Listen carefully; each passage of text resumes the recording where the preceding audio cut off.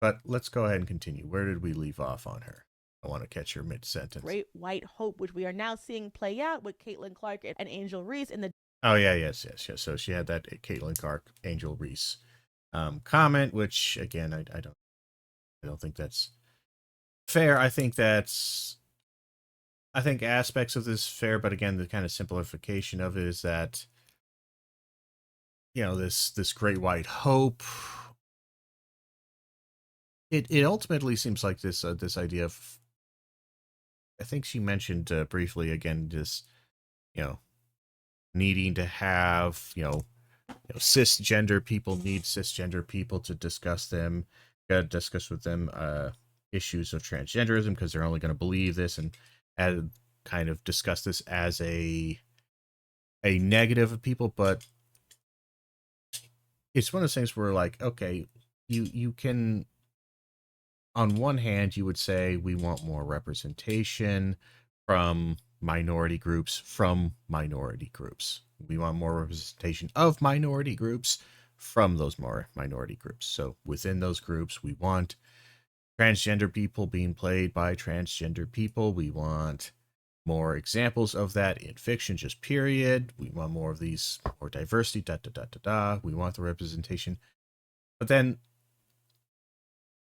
something like Caitlin Clark. Oh, well, these people only care about the WNBA because now there's a really, really good and strong white basketball player. And I would question that a little bit, but let's even take that as true. My issue is yeah, okay, and again, this is that essentialism coming through that kind of comes back to a degree of prejudice and or exclusion, is that only certain people are allowed to have this bias. Only some people are allowed to have this bias towards their own people, towards their own kind or something like that. And I fundamentally do not agree with that. Again, I understand where it comes from, and I understand the power dynamics that want to be thrown into here, and that can be relevant in certain cases, but in quite a few, I don't think it is. And more importantly, the the rejection of it is the big thing that I think can inflame this. Is that if Caitlin Clark was open arms accepted by the WNBA and by the sportscasters, going, wow, this is just an amazing player. Love this. Love to see it. It's great. We finally, these other people finally have this. We're going to see some great rivalries between these great players, da, da, da, da, da. And if they treated it as special, but in the same way as normal, like, of course, we were going to get a Caitlin Clark, and next time we're going to get another Angel Reese, or we're going to get something like this. And this is great.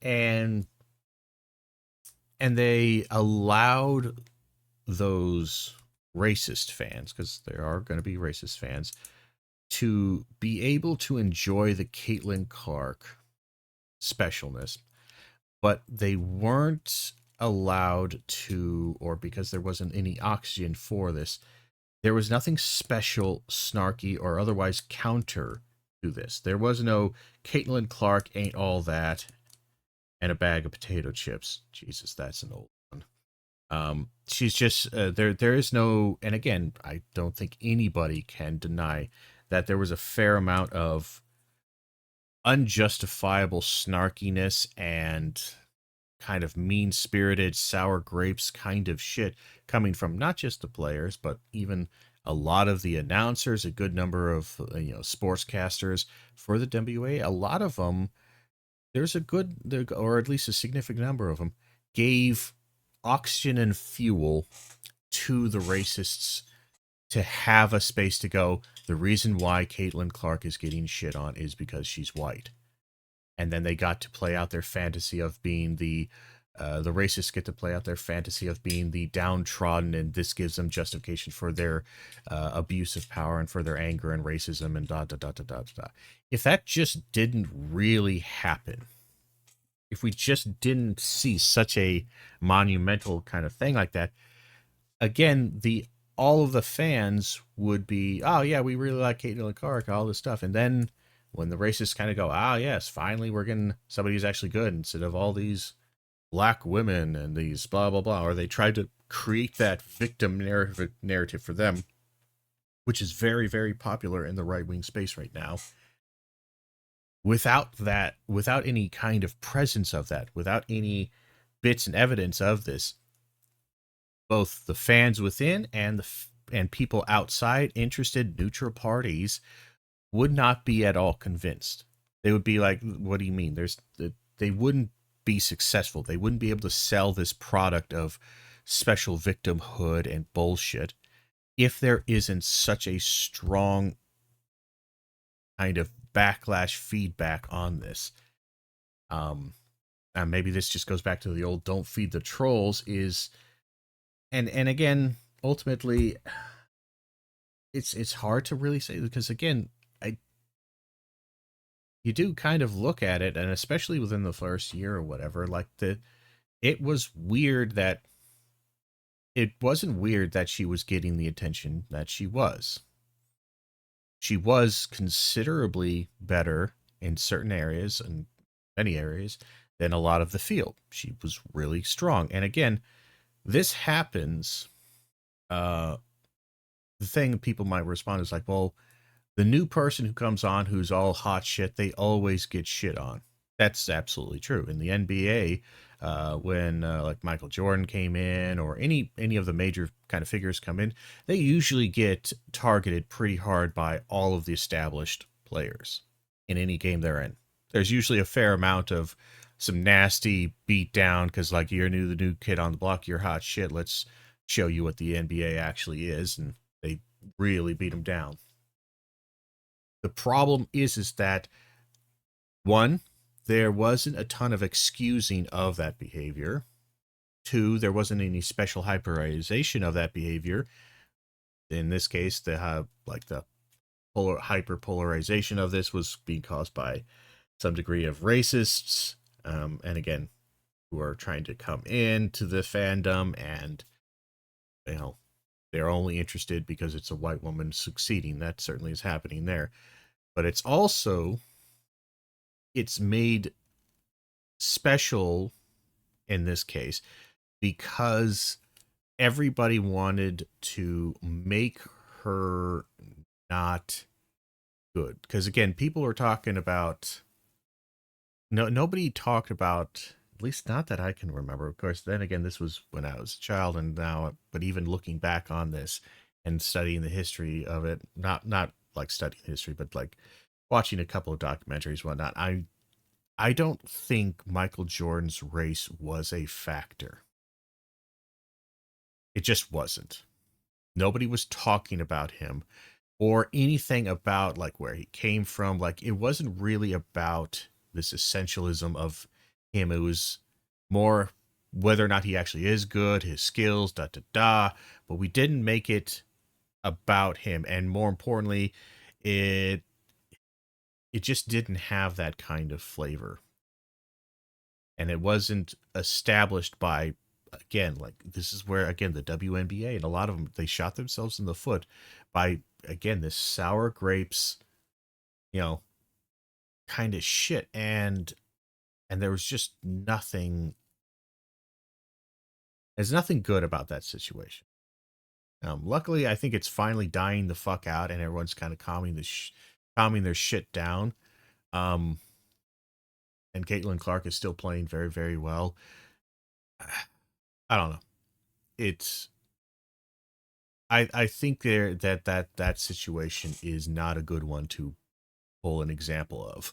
WNBA. We have seen through history time and time again the threat of black freedom or any kind of non-white person's freedom. Whenever there's a chance for them to get more rights or them to get more progress in the world, people will say, well, what about the women and children? Parentheses, white women and children. And so they will treat people this way, marginalize them, and then hide the hand that they hit you with. And to me, just as someone who likes sports casually, don't worry, I'm not FD signifier. I'm not gonna make you watch a sports video. I learned my lesson from the first time. But the entire trans women in sports argument, even if I just took every single other aspect of it out of it, right? The thing that even doesn't make sense to me, if we're going to use common sense, is that Yeah, just to remind everyone, she's talking about transgender women in sports, which I'm not sure we might be arriving at the same conclusion, but via different means.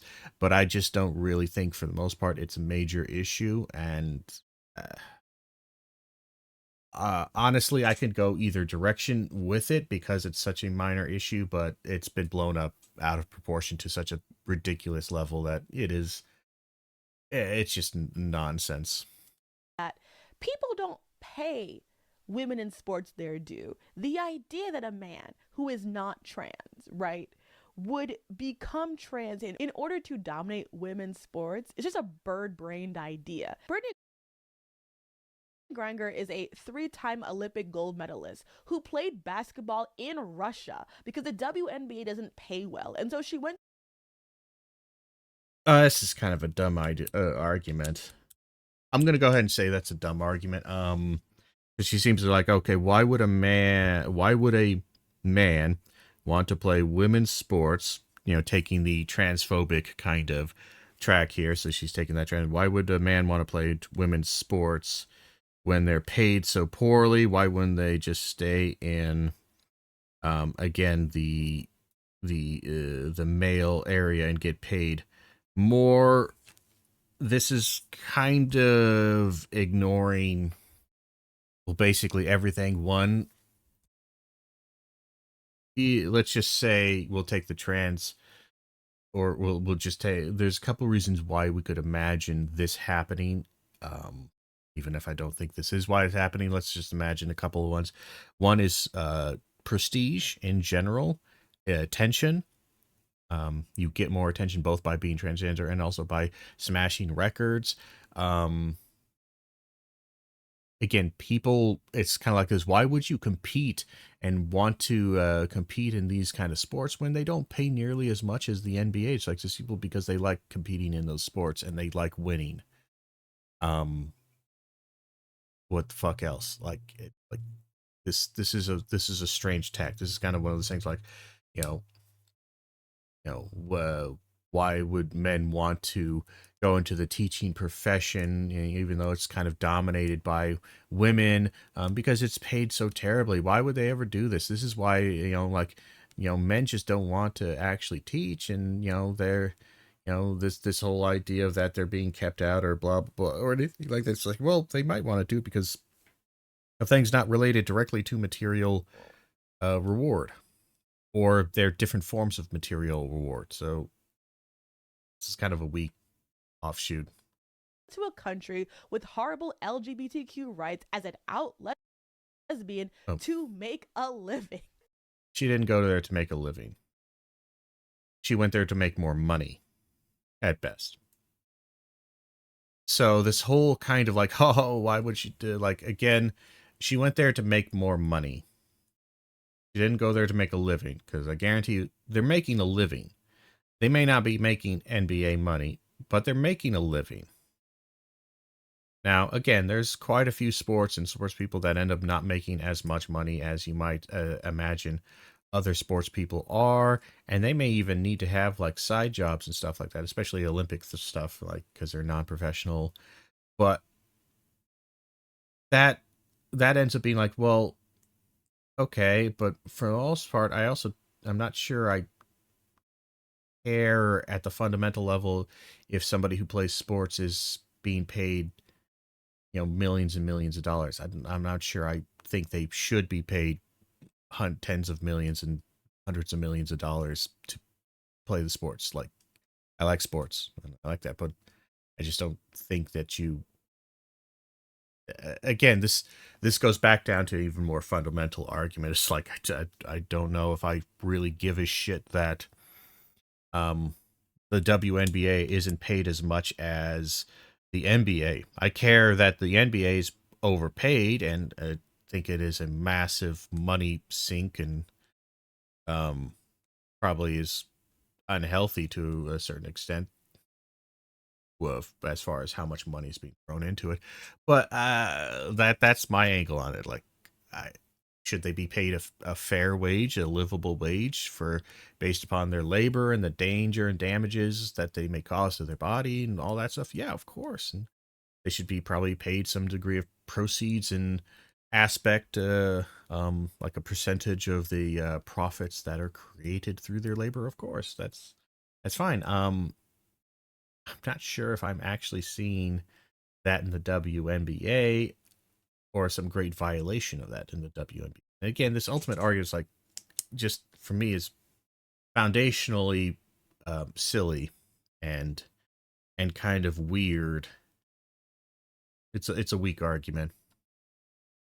And you think, and you think that this is what you think this is the winning call? You thought Joanna Man was a true story? Is that what you guys are saying? There was just a post like a couple of weeks ago about like all the New York teams, and they left out New York Liberty, even though they are the current WNBA champions. At the time of recording, they are on a 5-game winning streak, but all anyone is ever talking about is the Knicks maybe making it in 7. And you think a cis man would purposely become a marginalized identity?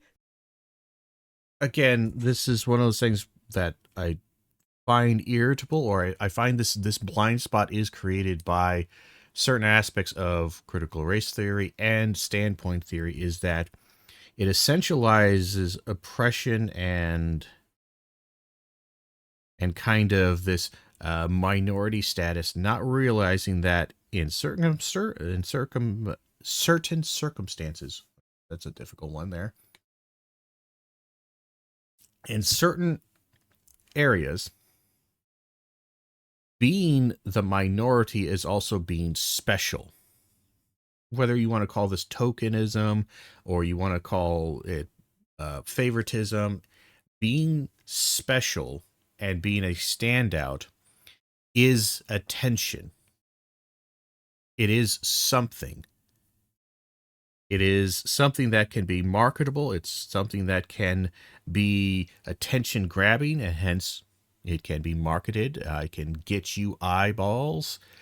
I can get you attention, positive and negative. I can get you this.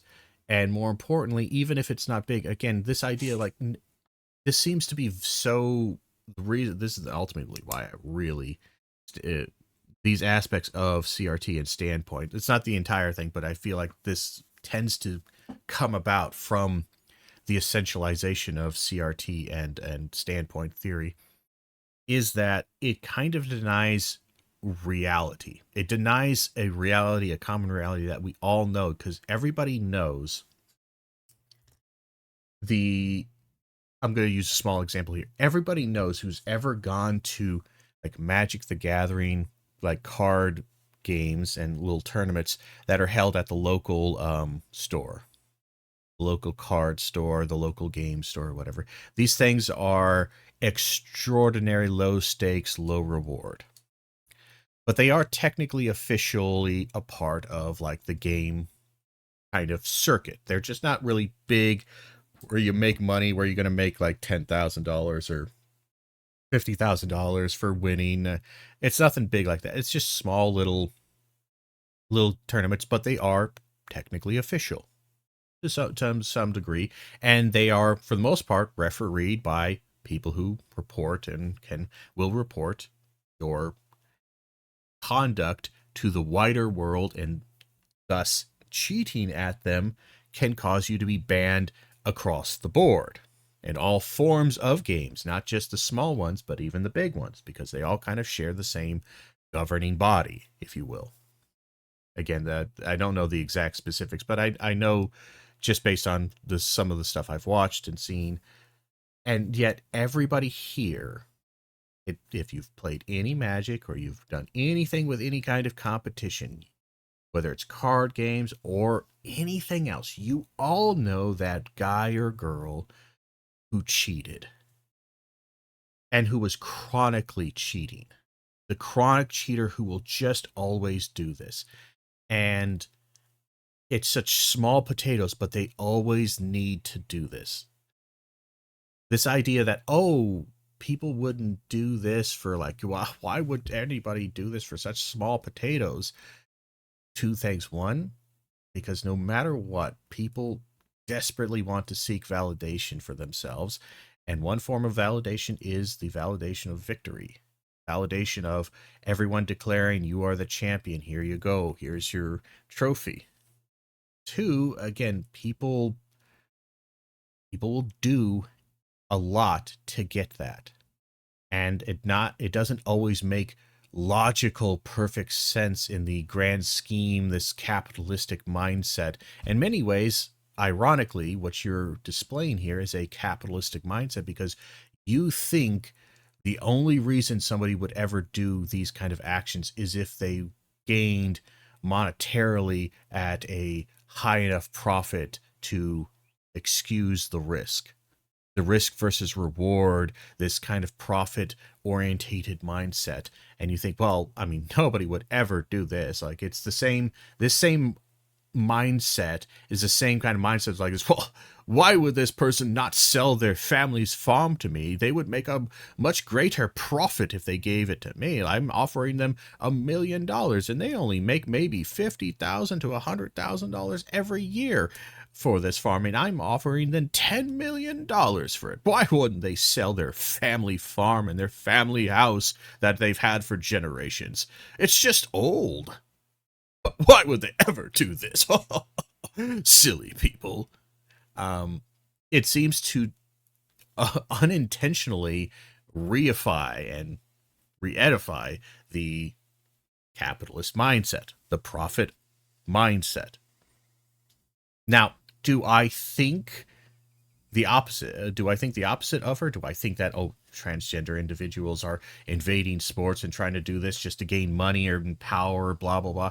No, that's stupid. It's a dumb, but her argument doesn't work for me. Her defense of this, again, she might have the right ultimate conclusion that no, this isn't a big threat. No, it's not that massive of a problem.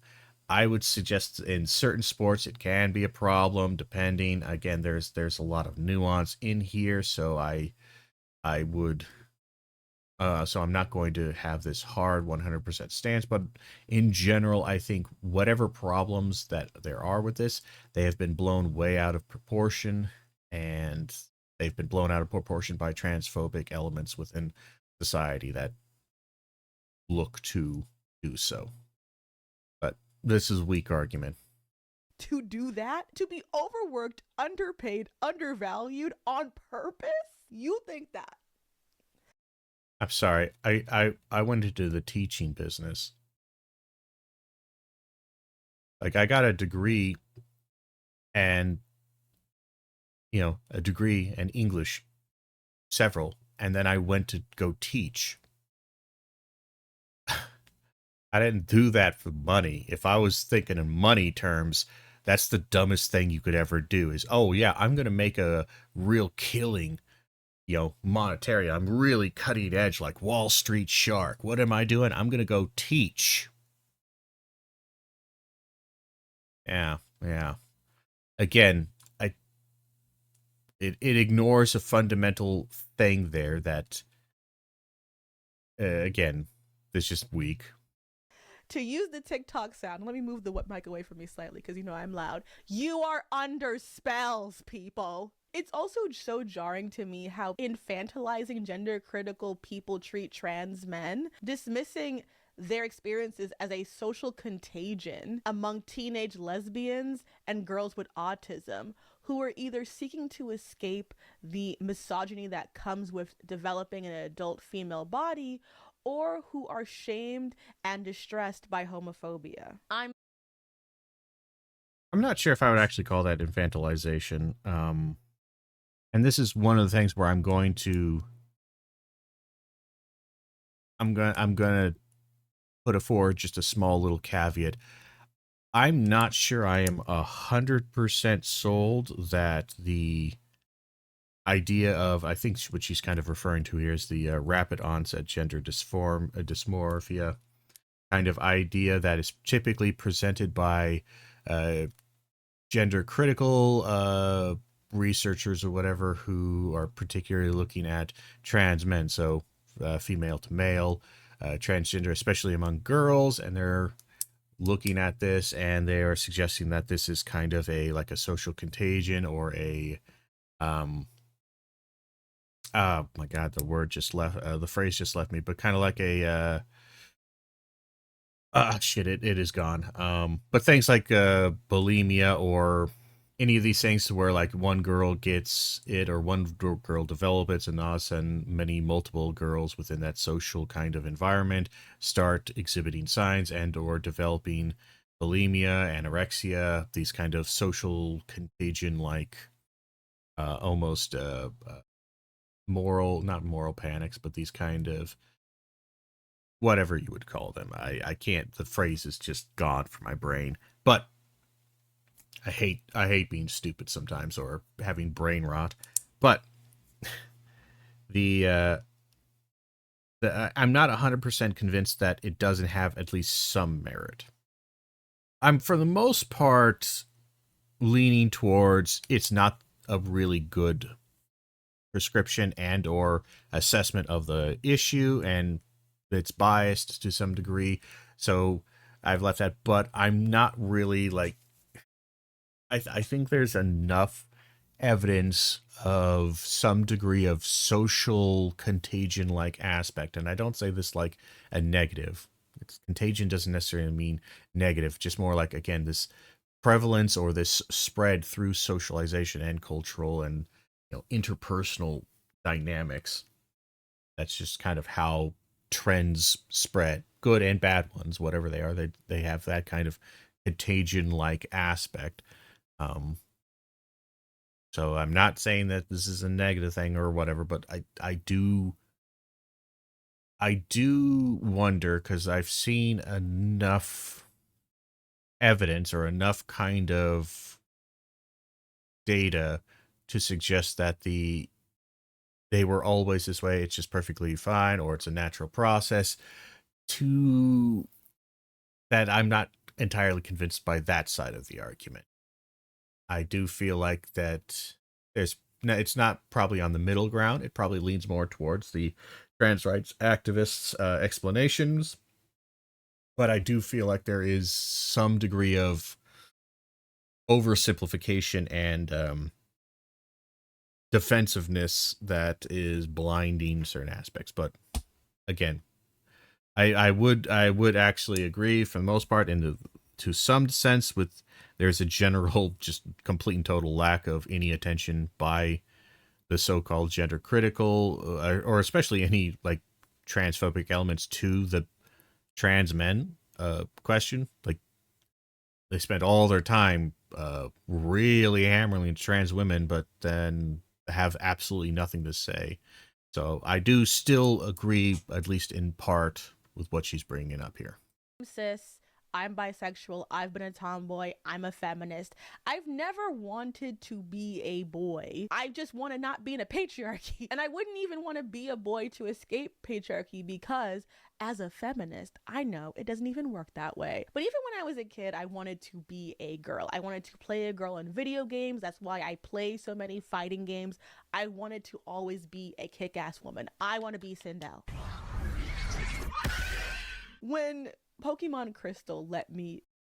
Again, just kind of a side story, I guess. But again, I mean, are you and your life and the way you kind of lived it, is this a good representation or model to put onto what we are seeing with some gender questioning young girls or young men, depending on where they are at transition or not transitioning? Again, I guess we would just say it's anecdotal, it's fine, but whatever. Be a girl. Uh, I think that feeling I had was the closest to what I think gender euphoria is like.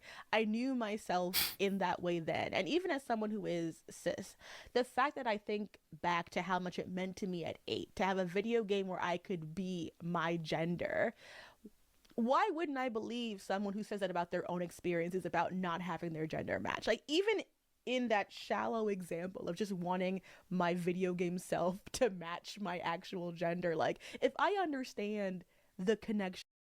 So I don't think I've ever experienced or cared about this. So again, I will freely admit this is a complete alien to me. Because for the most part, if I'm getting a choice, I almost always play female characters. Um, that one started. That just kind of became a weird habit. Because I tend to find every once in a while, I enjoy the male voice actors' kind of voice and expressions. But this goes back to Mass Effect. If I'm going to go do my little anecdote story here, um, I can't remember who did the male voice, but I know who did the female voice of the Commander Shepard was Jennifer Hale, and I liked her performance considerably better than the male one. He's a fine enough voice actor, I'm sure, but I just found him very uh boring and stale, just kind of very almost monotone, and I found Jennifer Hale's was considerably more engaging, so I just kind of played that one, and that's actually kind of where it's just like, okay, I just kind of always play the female character. I enjoy doing that. Um, Other reasons, sometimes for aesthetic reasons, is I enjoy looking at women. Okay, I could probably admit to that to some degree. Other reasons also is that I tend to, especially in fantasy, I don't like the big boots, giant spike armor trend. I've never enjoyed that. I tend to like smaller armor or more realistic armor, or again, just that there is not this gigantic, bulky Warhammer 40K style armor. Though Warhammer 40K style armor, yeah, it's not too bad, but it's just that's never been a big thing that I love. Um, Especially when you just start throwing all this spiky bullshit on there, it just tends to kind of look um, goofy to me and kind of silly.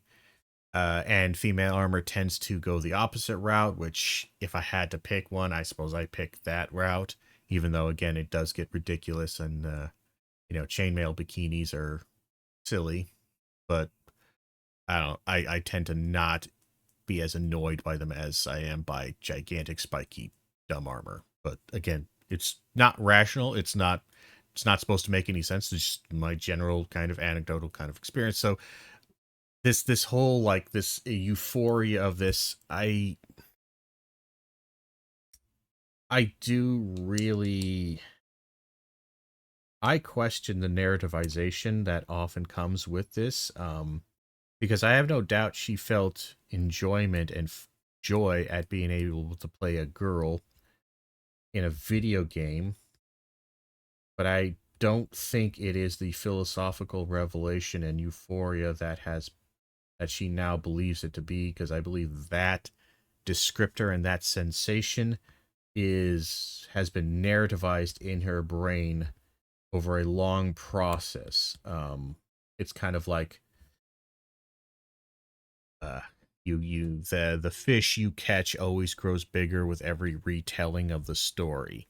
And now that fish catching, whereas it was important and kind of fun and exciting, now after years and especially after a couple of very specific ideological changes, that moment now takes on a greater significance to you and to you in the moment. So the euphoria you feel now is not the euphoria you felt then. The euphoria you're actually feeling is your current self feeling euphoria for the depiction of yourself finding your gender.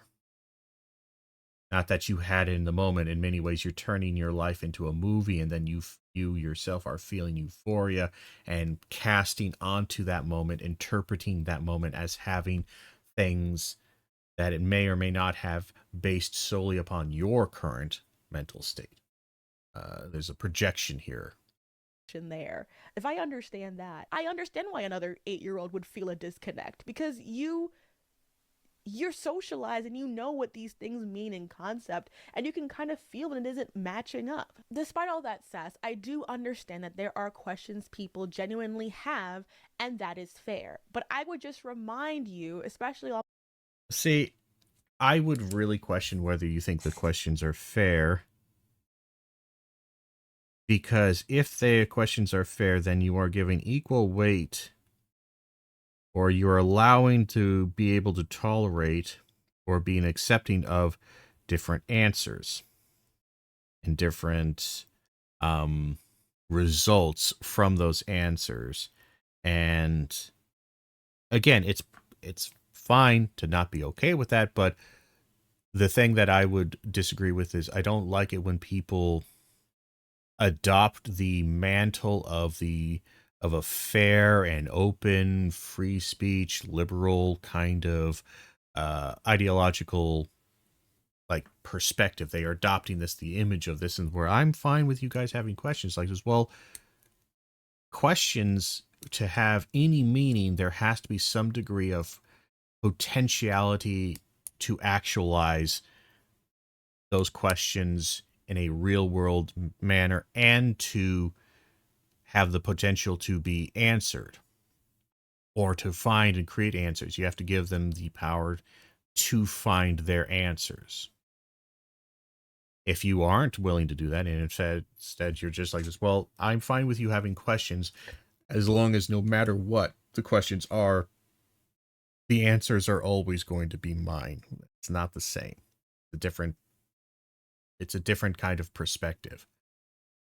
My fellow marginalized people how irritating it is to have to explain your existence and humanity to people. I have seen two things that cis women kind of bristle up against whenever trans women and other trans inclusive feminists try to explain their embrace of transness into womanhood.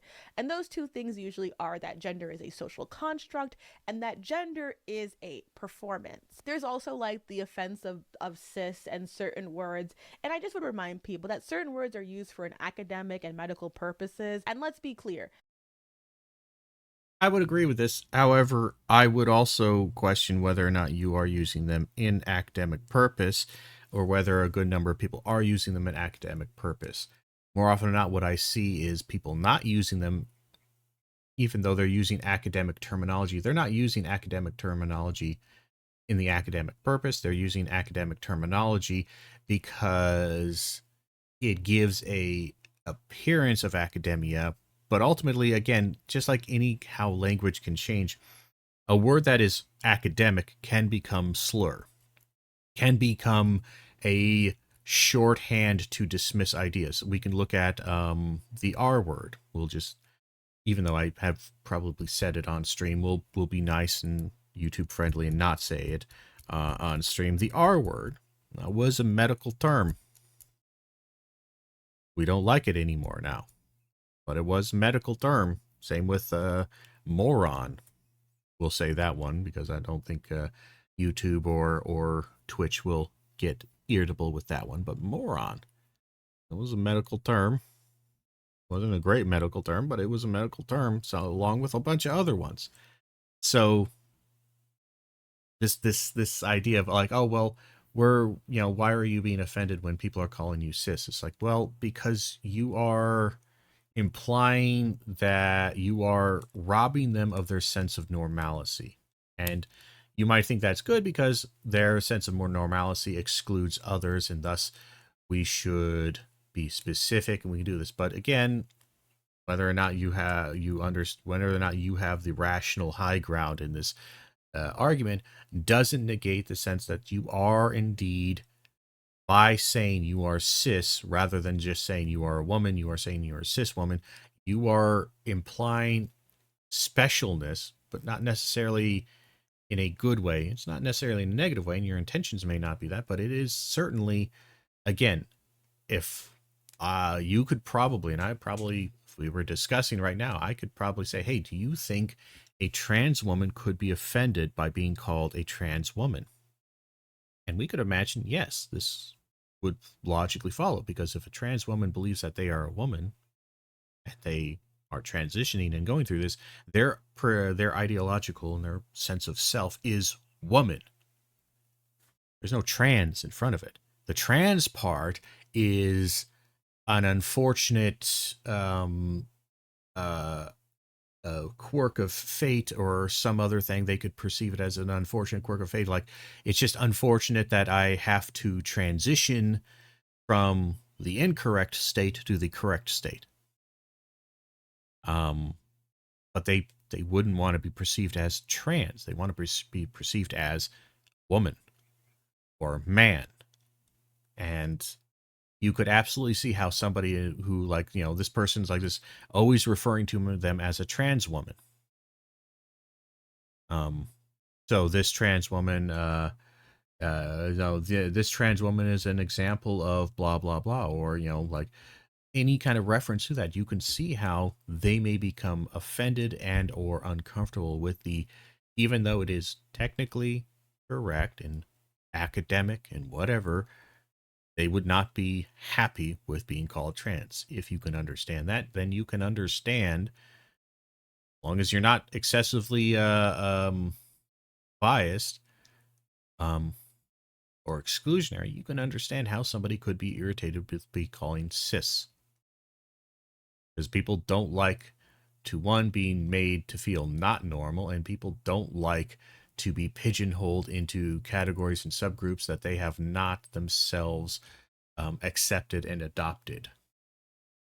Even if they know they technically belong to that group, if they haven't really, they don't identify with it based on that linguistic word or phrase, again, pigeonholing them into that word can cause irritation. At one point in time, there was a group of queer women who wanted to spell women with a Y. Okay? It's not that deep. Something being a social It is.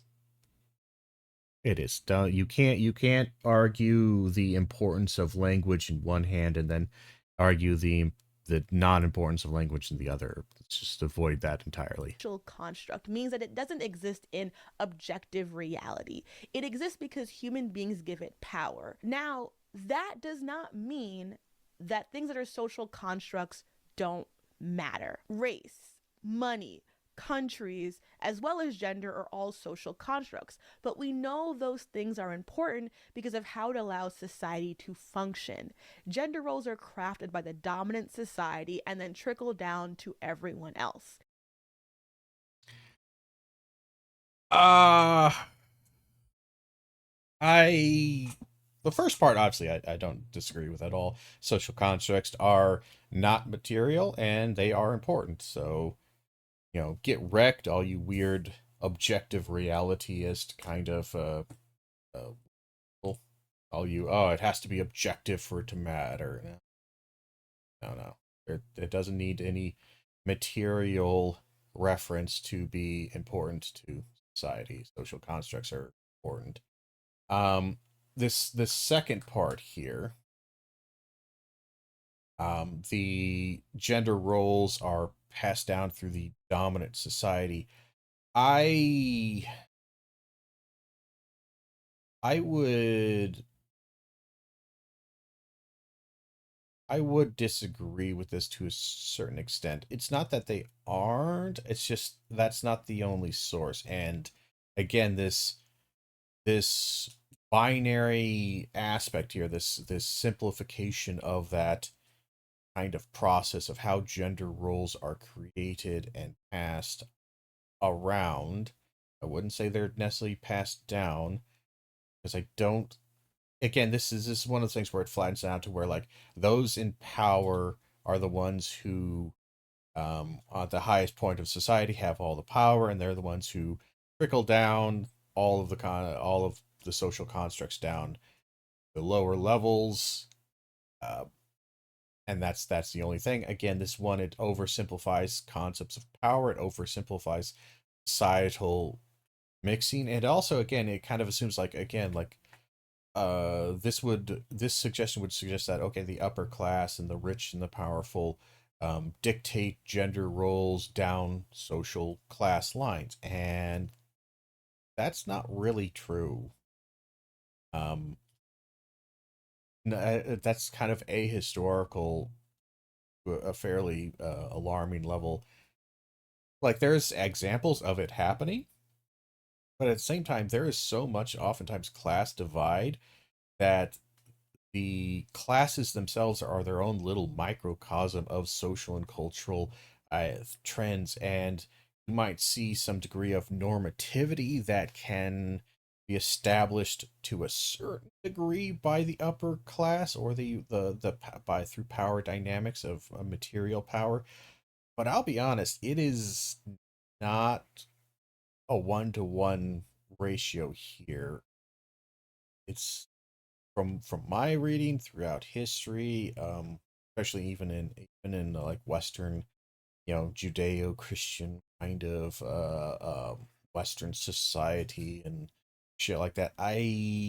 Don't. I think there's been a bit of a narrativization and a bit of memeing of this. I think been it's created its own mythology here that doesn't actually comport to what life was actually like those time periods. So this is like a tentative disagree. Like it's not 100% wrong, but I think it is more wrong than right because it is simplifying down. Um, Again, it's also ultimately it simplifies power down to this really abstract. There are the oppressed and then the oppressors, and I guess again history just doesn't play out this idea not particularly well. It is a complicated thing. So tentative disagree, but whatever. Men and women, because both of them are social constructs, are taught by society how they are meant to act in alignment with their gender. Hence, why people will also say it is in part a performance. And I think Judith Butler puts it really well. We inherit gender. When I was born, So yeah, I here's where I would. It's not necessarily I disagree. I think this says for the most part isn't more right than wrong. But one complication I could add to this is there is some evidence, even outside of the whole inheriting of gender, of differences in behavior and processing and kind of engagement between the sexes that might be emblematic of gender being a reflection of some kind of either it's neurological or not quite biological, but for lack of a better word, kind of biological rewiring. Like it's not necessarily pre-programmed, but more likely to go to path A rather than path B. Not that you are predetermined for this; it's just the wiring, for lack of a better word. I not particularly clear. Um, Tends to lend itself to one category or one collection of behavioral traits rather than the other. Now, the next thing I would also say is that gender is inherited, gender is a performance, it is passed down to us, we inherit it. I Again, this is for the most part from my research, my experience, my academic engagement with this topic. This comports with what I have seen, and I don't really have too hard of a disagreement on this. But again, there's a flattening here that is natural. Again, she's having to make a video, and she can't go for 4 hours on every single topic. It's understandable. But again, this is kind of an emblematic of an overall simplification of the entire process. But overall, oh well, we move on. I didn't have an inherent concept of womanhood. I learned that from women around me, from my mother, from my sisters, from Ashley and Topanga. How you dress as a woman signifies things to the world.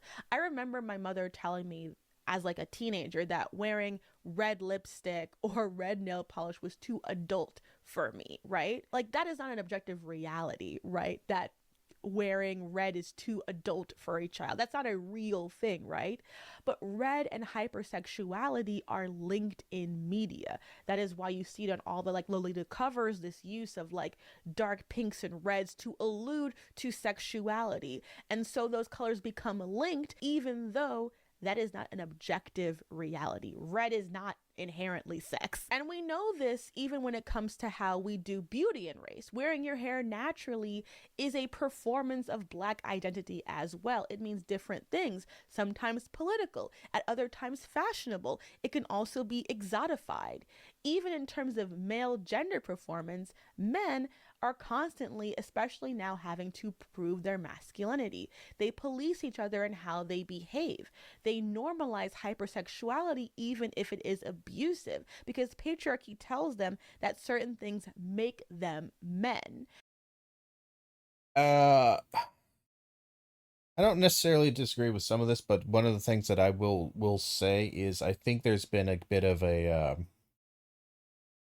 flanderization in the for lack of a better word at this point, or I just kind of like the word flanderization. There's a bit of this memeing nature of this theory when it comes to men, and it feels like this theory in this perspective of men being, hypersexual and policing themselves and everyone trying to be bro, all this kind of stuff. I feel like while it's true to some extent, I feel like that it's enough not true that this theory is still stuck in like this weird um semi misandristic 1970s 1980s kind of feminism that refuses to actually examine um, what men and their actual sociology kind of are, and it's essentializing. And again, it's very mistrustful and or negatively orientated towards understanding masculinity. I do feel like there's a degree of prejudice involved in a lot of feminism when it comes to the understanding of masculinity. Hence why I've always thought that feminism is not particularly good at understanding masculinity in the male sense. It's good at understanding masculinity on the receiving end from the female perspective, but I don't really think it has a good understanding of it from the male perspective. But that's my own little bias. I've never really thought feminism had a good understanding of men at all. And certain fashion choices evolve as being for men and not for men. I mean, when you look at Milli Vanilli, right? They were sex symbols. Like women wanted to sleep with these guys. And when I watched the documentary, it's a very good documentary actually, it's on Paramount Plus. I was like, "Oh, right. The codifiers of queerness or were not always the same. So people look at that and saw straight. There's a reason why certain fashion choices have signified queerness or alternativeness throughout the years. They are pushing against the social and performative nature of identity. There is no one universal beauty standard because it is objective. And we see beauty trends in a certain way become a way to indicate certain identities, like the trad wife conservative style with the milkmaid dresses, something I take personal offense to as someone who is milkmaid dress coded. Skims is now making these shirts with like fake nipple rings, which again, I find personally offensive because that used to mean something in society. I'm uncertain of why you would find this offensive. Um, is it some kind of weird cultural appropriation, stolen valor kind of sense? But that to me is counterproductive to the entire discussion of using again kind of what she was getting at there is again how queer culture and queerness can be coded or the code can be created through this, for lack of a better word, quote, incorrect usage of certain artifacts and or clothing or symbols in a non-normative way that can, like these things are normal, and we've seen them before, but they wear them or display them in a non-normative manner that otherwise would indicate, kind of like punk rock or punk aspect, again, this counterculture of narrative. And they're now doing like, you you the only queer people can use these symbols. These symbols are, it almost feels like it's essentializing these symbols to queerness, but the entire purpose of this was the symbol didn't matter in queerness. If you look at this ultimately from like the core philosophical aspect, the symbol doesn't matter. What matters is the interpretation of the symbol, or the incongruence of the symbol and this the signified meaning, the sign and signifier of this. The incongruence is what kind of allows them to display their non-normativity, or to counteract normativity. What is normal today may not be normal tomorrow, or more importantly, what is counterculture today is not going to be counterculture tomorrow. Thus, this idea of like, oh well, how dare they take these things? Like, well, if if they are no longer counterculture, then they're not really, they have no more meaning for the counterculture. Those symbols don't matter. Now they might matter to you, but again, that ultimately is not a counterculture perspective. That's a normative thing, and it's ultimately somewhat of a conservative mindset because you want tradition to exist for you. To have nipple piercings used to mean you was a bad bitch. Okay, I got mine done because it. I know she's mostly doing this as somewhat of a kind of a funny kind of thing, but again, through humor, she is trying to give across this message is like, how dare they try to act like us, look like us? We're supposed to be special. We're supposed to be different. We're supposed to be counterculture. But it's just like, well, counterculture is a moving post. That's a moving position. Um, sorry, you're normal. Welcome to being normie. Welcome to not being special. If you find that so horrifying, I like too fucking bad, I guess. You're growing old. You know, I'm growing old. Things that I'm now the unk. I'm now apparently whatever the fuck that's supposed to mean. I think it's just short for uncle, but goddamn it, it's weird.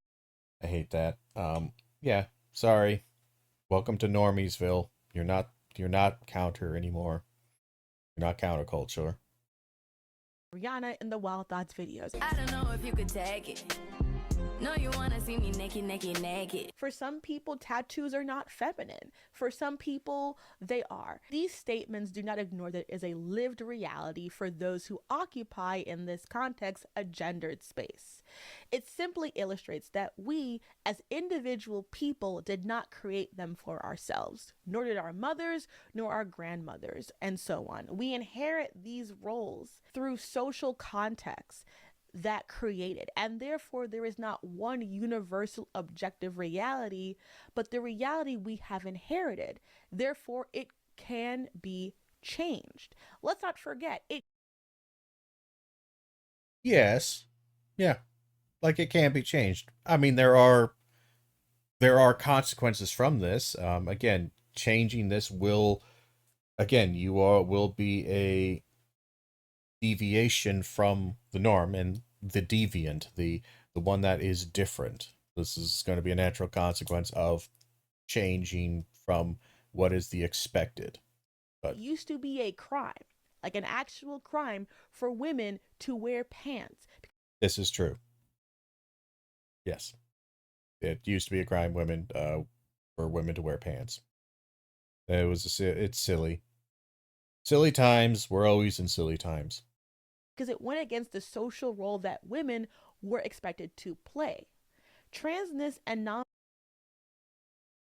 Kind of. I think it's more a discouragement of deviance would be a better of deviation and non-normativity. But again, that's kind of splitting hairs. But she is 100% correct. It's just the how you would phrase it. I would probably phrase it as a punishment for non-normativity and deviation.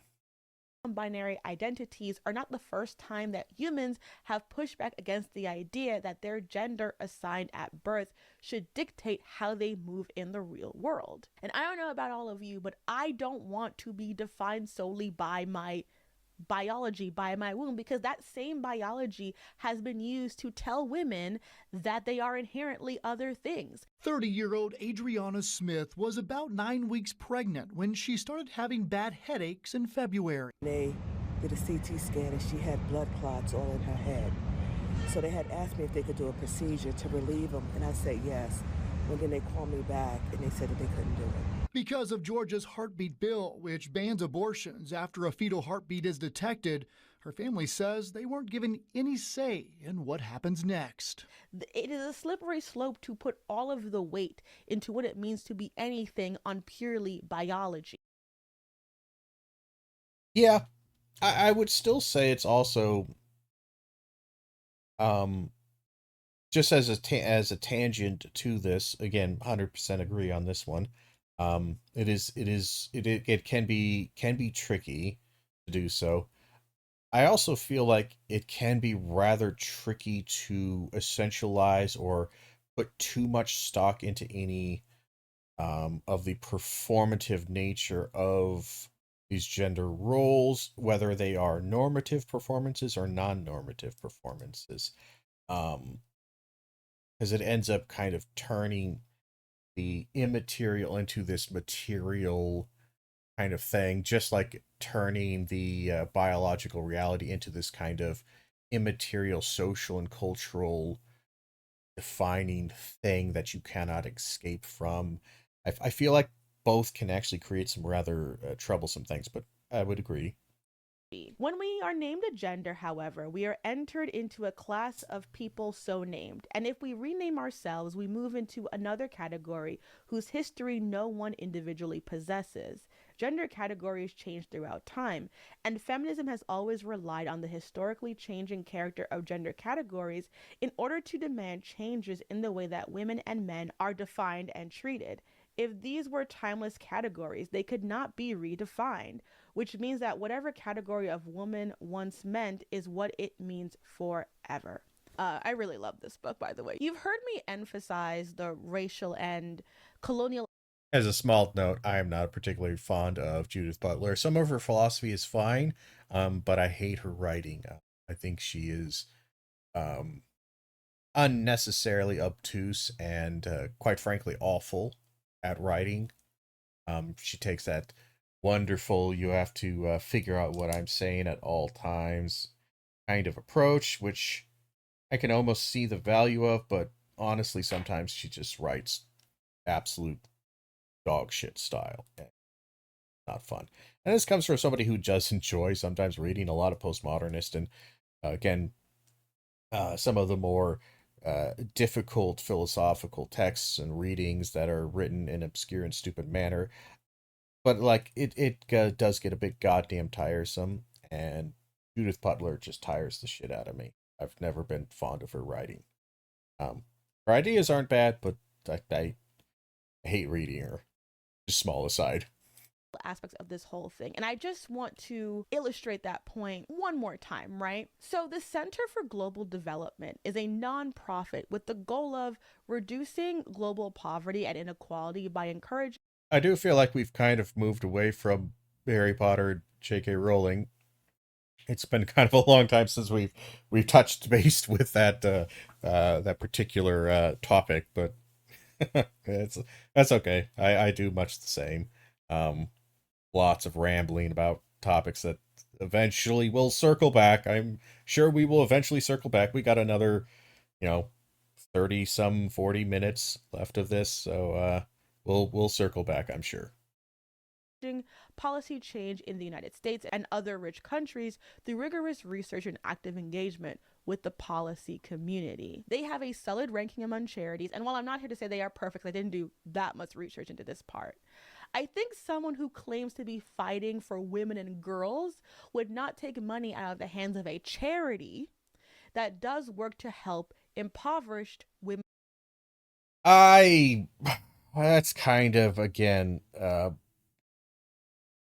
that's not necessarily a true thing like this. Oh, well, if you actually cared about women and girls, you wouldn't try to take money out of the hands of people who are trying to help women and girls. Like that's not, again, this is that kind of weird perfectionism for thee that I just do not agree with. This kind of over essentializing and simplifying of people's actions, and this doesn't work. This is going to tie back to probably J.K. Rowling right now, because I'm sure J.K. Rowling probably did something to support defunding of this, probably to some degree. And this is this is a un unethical kind of argument, I would say. Women and girls around the world. That's suspicious. That's weird. But this is what J.K. Rowling supports loudly and proudly. In fact, she just announced on the 24th of May that she is starting the J.K. Rowling Women's Fund, and it will be entirely funded by her. And its goal is offering legal funding for cases concerning what she calls women's sex based rights, entirely funded by the author. You're 25 years old. I don't know how you connected that. How does that connect to the global development thing? Did I miss that? How was that connected? Was there a specific case and or thing that the global developmental program, whatever it's called, was fighting for, and that J.K. Rowling's organization is now fighting against? Where I didn't see that. Did I miss that, or is that coming up? But what about separation of art from the artist? All right, now we get into some of the weeds. I'm interested in where she's going to go with this one. Chapter 4. You get drunk off half a beer, and you read the Harry Potter series in your spare time. Okay, so there are a series of arguments you will get when it comes to Harry Potter consumption and why people didn't actually able to do it, and these are the big ones. A, separating the art from the artist. There is no ethical consumption under capitalism, so I need the limited edition for my mental health. I don't like the snark at the end here. I do not like the insistence, even if you are a biased source. I feel like the lack of any charitability when representing the opposition is immediately disqualifying. I really do not, especially if there is no need, there isn't like you're not in some kind of performative fugue and you're pushing forward on this and you're like saying things a little off the cuff. This right here, I really dislike. Because there is no need. You have all the time and editing possible to go separating the art from the artist, and there is no ethical consumption under capitalism. Again, you could have just left out there this weird snarky, so I need the limited edition. This just undermines and just says, your opinion is completely and utterly stupid. Let me bias the audience against it. This is unnecessary. And unfair to the idea. Even if you agree with the idea, or agree that the idea is ultimately bunk, immediately discounting it and prejudicing your audience against the idea is unethical. It is bad sportsmanship in the highest way. B, there are other problematic authors. Why is it always the female authors?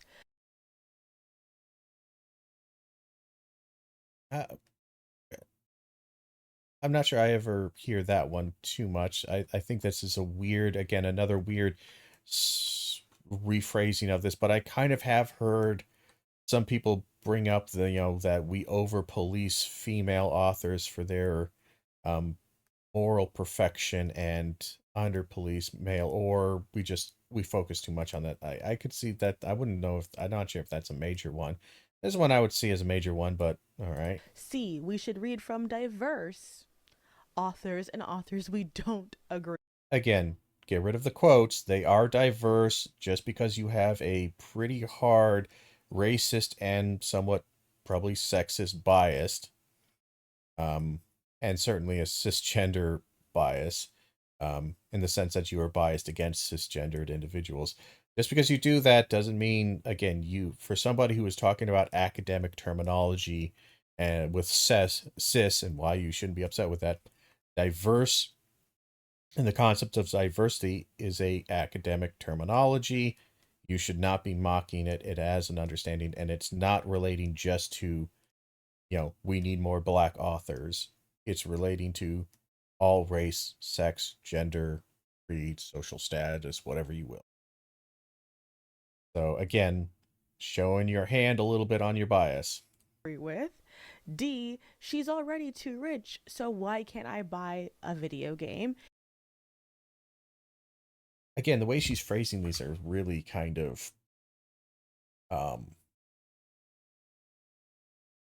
like I have to try to figure out what is the actual nonpartisan kind of framing of a nonpartisan statement here or concept. Even if you disagree with it, you still kind of should go about it. Like, if you disagree with creationism, you shouldn't always say, like, Sky Daddy build boxes, Sky Daddy build everything ideology. Like, no, just it's creationism. Creationism, and again, when you describe what is creationism assumes that there is an all-powerful deity or creator thing, either process and or consciousness that created the universe and started off and created the rules and boundaries of what is and is not, physical laws, da da da da da.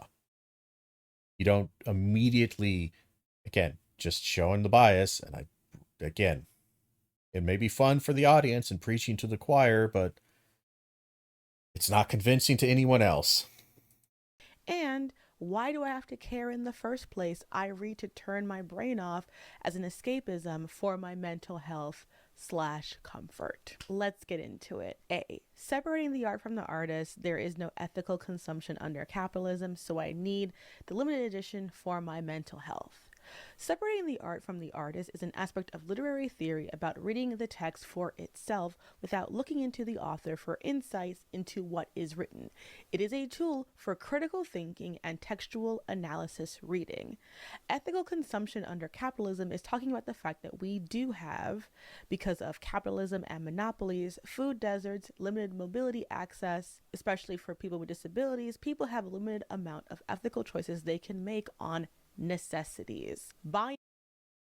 I would not. I feel like the ethical consumption under capitalism was a bit oddly focused on food deserts and that kind of aspect.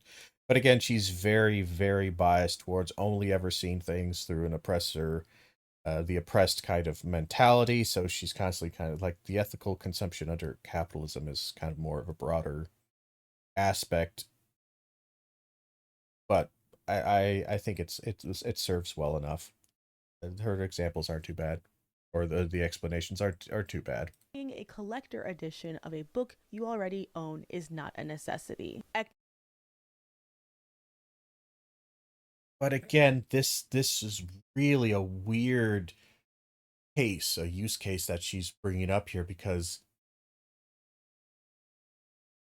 it's not just that, like, because your rule here of not consuming, not supporting J.K. Rowling applies not just to the people who already bought it and who will be buying the limited edition. Your rule will also apply to the person who's never read J.K. Rowling ever and then stumbles across it in a bookshop and wants to buy Harry Potter and the Philosopher's Stone, Sorcerer's Stone for the very first time and read it for the very first time, and who's never read and doesn't really even know that much. Like, your prescription here is a timeless, unending prescription.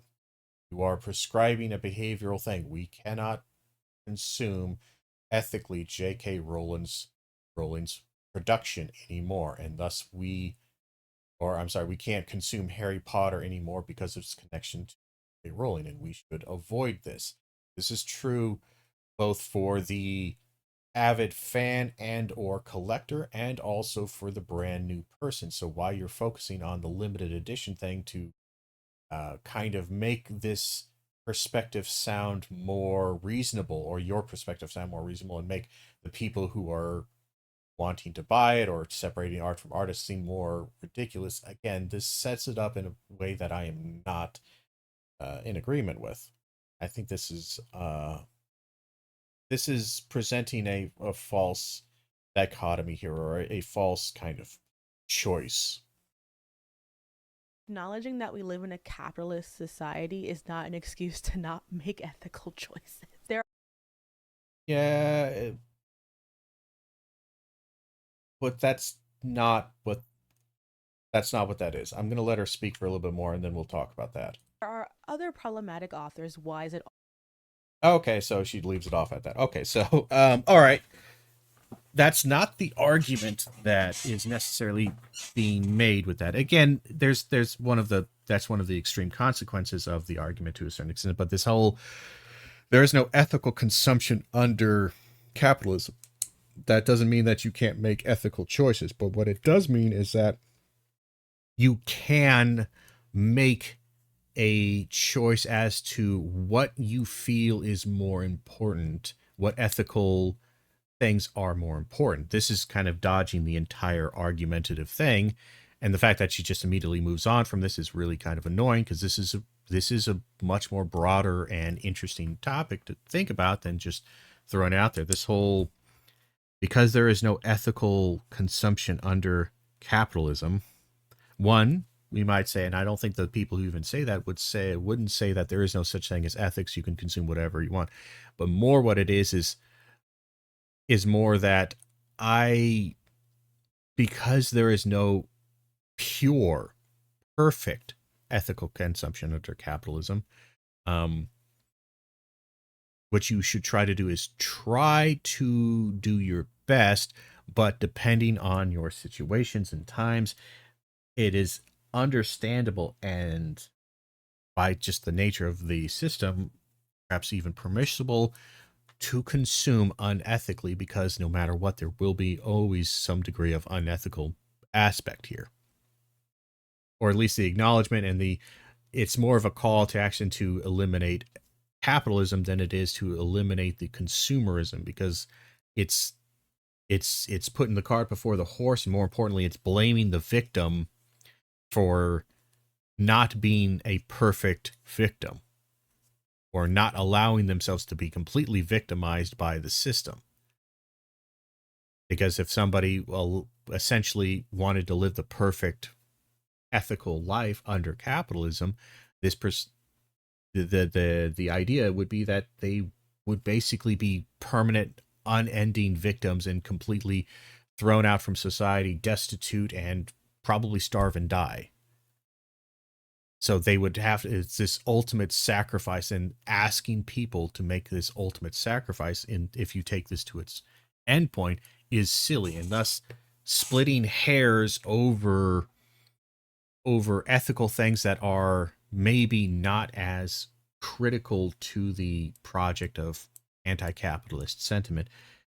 Basically, the idea that you might get across with the no ethical consumption of under capitalism, one of the ideas or ways I've framed it, and maybe I'm incorrect in this way of framing it, is that perfection is the enemy of progress. If you've ever heard that kind of phrase, is that the insistence and the search for perfection and the constant hyper focus on finding the perfect solution or the perfect thing ends up creating a situation where because you can never find perfection, you never make any progress towards anything, because you are either frozen by indecision, or you spend eternity trying to constantly redefine and refine the answer to be perfect, and all the while the answer makes no progress to actually being enacted. Nothing happens. You just kind of while away your time, living in your ideological perfect world or looking for this perfect answer. So this kind of immediate dismissal of this, especially for, oh, I need to buy this. And again, maybe she's speaking even to the Harry Potter fans, but again, the Harry Potter fans, it's not just that they're buying the limited edition. They want to buy new products set within the IP, things that weren't created by J.K. Rowling, but are utilizing J.K. Rowling, the IP that J.K. Rowling created. Like that is an important distinction to make, is if this IP, like, again, should people not use H.P. Lovecraft's? Do we have to wait for J.K. Rowling to die? What about all the people around J.K. Rowling who consumed this? Like her publisher and the publishing house and all of that stuff. They are all equally as guilty of perpetuating and spreading the evil that is J.K. Rowling. So if J.K. Rowling is evil and then other people help spread it, like, can I not buy anything from that publishing house? Do I have to wait for that publishing house to cease to exist? And do I have to wait for those IPs? When can I actually engage with any of this? And more importantly, is it just this fruit of a poison tree to where the second anything is touched by this evil, we have to abandon it? Again, I have no doubt that if I were to look into the publication of, let's see, the history of publication for, I'm looking at my bookshelf for any kind of beloved authors that are kind of more on the woke side. What, N.K. Jemisin? N.K. Jemisin? I think she's, her, the Broken Earth series, which I actually haven't really read all of. I read a little bit of it and I got kind of bored. I should probably try to bang through it because everyone keeps telling me it's amazing, but I have my doubts. Anyway, if I look into the publisher, it looks like it's Orbit. Am I going to find problematic material? Now you might say, well, I mean, you're buying, when you buy the Broken Earth series, you're supporting N.K. Jemisin. Yeah, but I'm also supporting Orbit. And if I find anything problematic in Orbit, I can't buy N.K. Jemisin's books because N.K. Jemisin is published through Orbit. Or some other problematic thing. Fruit of the Poison Tree. I can't support the author I like because by supporting that author, I am ultimately giving some degree of money to the publisher and the printing house. Excuse me, little hiccups. Fun. I can't do this. It's not just for author, it's for all creative process in there. More importantly, N.K. Jemisin is an American author. If I am buying American products, including intellectual products, am I supporting, at least in some form, shape, or way, American ideological existence? There's lots of people who don't like what America does. More importantly, if I buy from N.K. Jemisin, and I believe I think she's American. I could have sworn she was American. Let's just say she is an American for a second. She pays taxes to the American government. Living in there, she pays it both to the state that she lives in, and she pays federal taxes that go to fund America's war machines in foreign countries. So, if I buy American of any kind, intellectual property or otherwise, then I am buying and ultimately supporting, and even if I don't buy American, maybe I buy it from a UK publisher and it was made with UK paper, and the money goes to N.K. Jemisin, and then N.K. Jemisin takes that money. He has to pay some taxes on it, not just to UK, but also she's going to be paying some taxes, and some of that money is going to be paid to the United States government. The United States government uses that taxes to fund their wars. I can't. This is the problem. Like you can't, like, well, that doesn't exclude all ethical choices. The problem is that in many ways, the ethical choice you want me to make is incoherent. It is so ill-defined, I can't find where it is and when it is acceptable or not acceptable to purchase the product. Now, you might say, well, okay, but still you can make ethical choices. I'm fine with that. But you need to give me the special case use of why this is the one instance when we should exercise our ethical restraint and not consume this particular thing. I don't think you've really made the case too particularly strong. There's some here, but ultimately it feels underdeveloped here.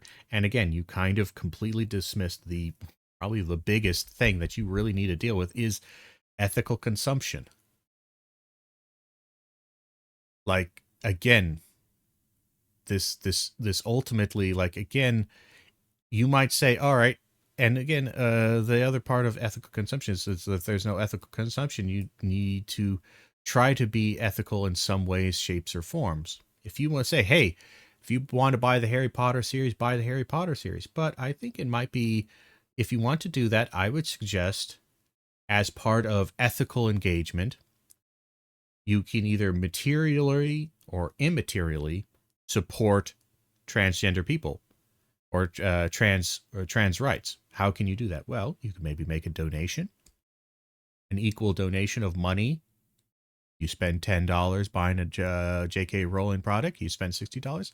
Maybe put $60 worth of either money and or effort into transgender activism. Donate to a charity. Or you want to read a J.K. Rowling? Okay. But from an intellectual standpoint, let's say you take the intellectual ethical consumption, you need to read Gender Trouble. Not Gender Trouble. Maybe it's Gender Trouble. Or you need to read a Judith Butler. Is it Gender Trouble, Judith Butler? For some reason, I was thinking it. Hold on. Yeah, it's Judith Butler. Jesus.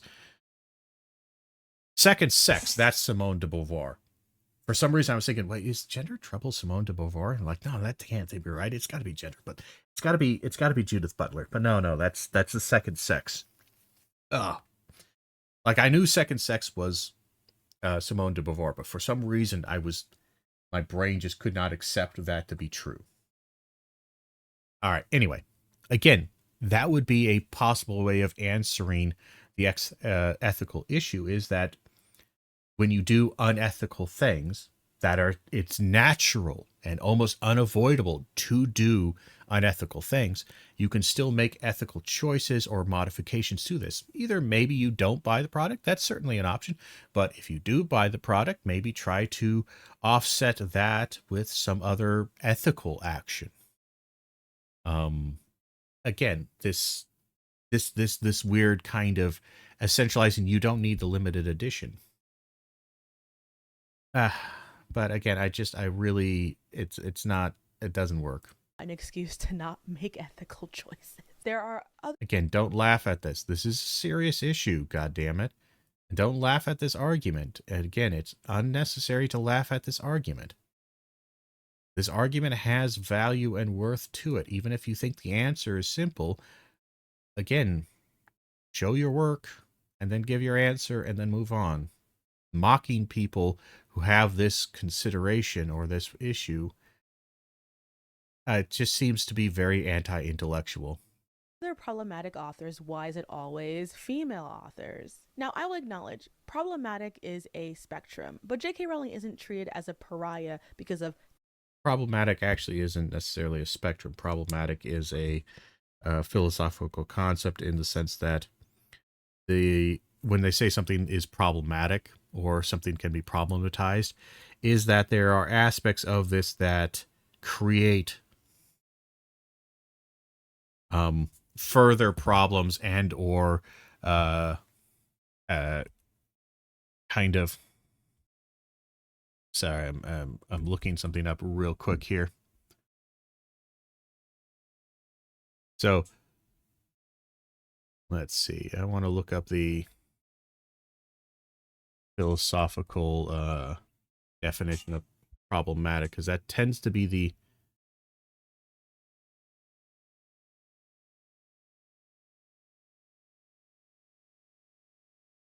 Let's see. Here's an Oxford reference. Looks okay-ish.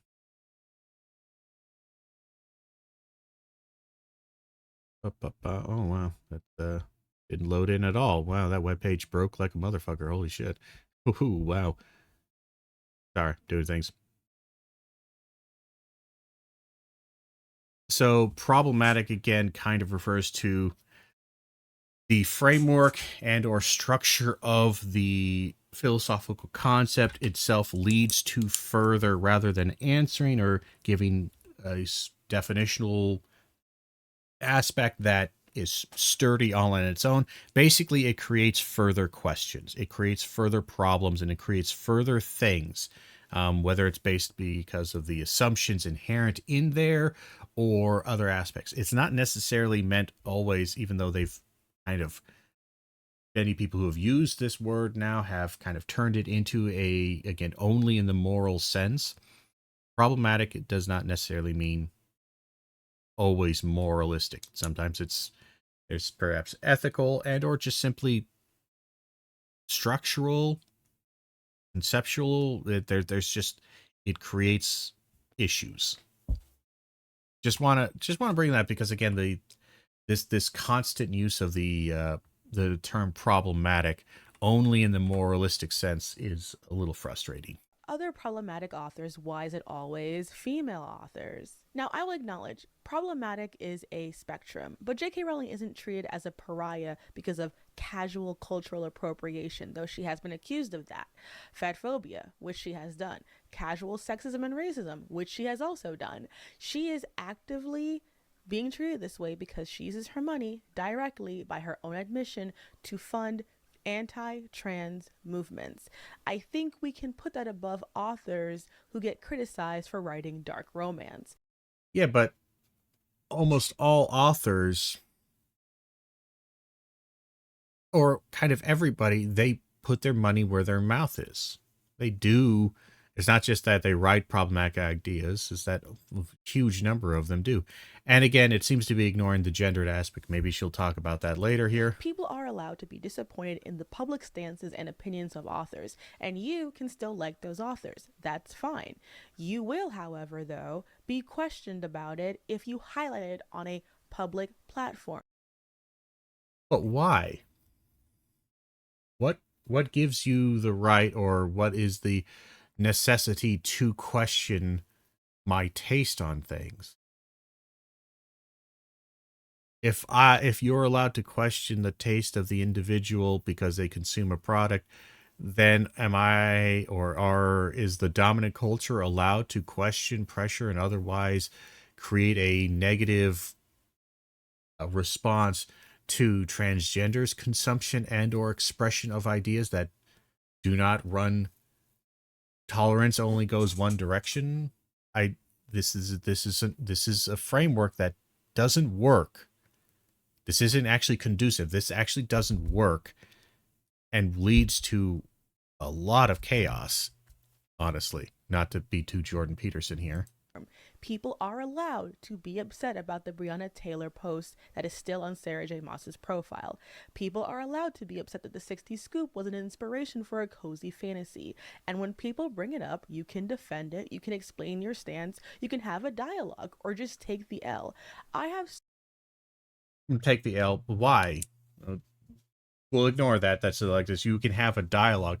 But again, you don't want a dialogue because you want obedience to your perspective, because you don't want a dialogue, because a dialogue or a conversation intrinsically implies, even in a debate, that you're okay with the possibility of losing. For me, at least, I think that's an important part of being a critical thinker and a fair and balanced thinker, is that when you get into a debate or an argument, no matter how strongly you feel, you should accept that there is a slim possibility that you may be wrong on some or many things, and that you may lose and you may need to go home and rethink your beliefs. You have to approach it that way. This, again, the way she's kind of phrasing this is just such a morally certain, sermonizing priest class, the preacher telling you, well, sure, you cannot believe in God, but you're going to go to hell. This is why some people have referred to kind of the woke aspect as as a form of religiosity for the non-believer now, that these kind of ideological perspectives have taken on a sort of religious expression and have become this religious certainty. And I it's just unpleasant to see, and it's unfortunate to see, because it ends up, you can't really have an actual conversation with this person with any deep meaning beyond just kind of just fun shooting the shit, because this person will never change their beliefs and will always want to change you and always insist on changing you. And if you are resistant at all to the change or otherwise put up a fight, you will be demonized. You will be turned into the demon. Again, you can choose to do these other things and you'll go to hell for it. And I'm right for condemning you to hell because you're bad and evil, objectively bad and evil. And it's just, I don't know. I can understand the impulse, but it's just not, again, it's anti-intellectual. It is anti-critical thinking. It is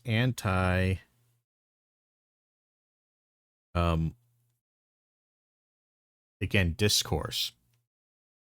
For all our talking like this, you can have these discourse. It's perfectly fine for you to express these ideas, and then it's perfectly fine for me to harass you, harangue you, outcast you, maybe even assault you, because you are morally and ethically evil, and it's okay for me to do this. This is the ideology she has. Just putting in slightly nicer, less extreme words, but again, this is where it goes, and I don't think there's any mechanism in her that prevents this from happening, or would make her turn on her side if her side did do this. Again, this is a problem. It's just an issue. So much more respect for people who are like, yeah, I know, I'm so disappointed in this aspect of it. I really respect the criticism.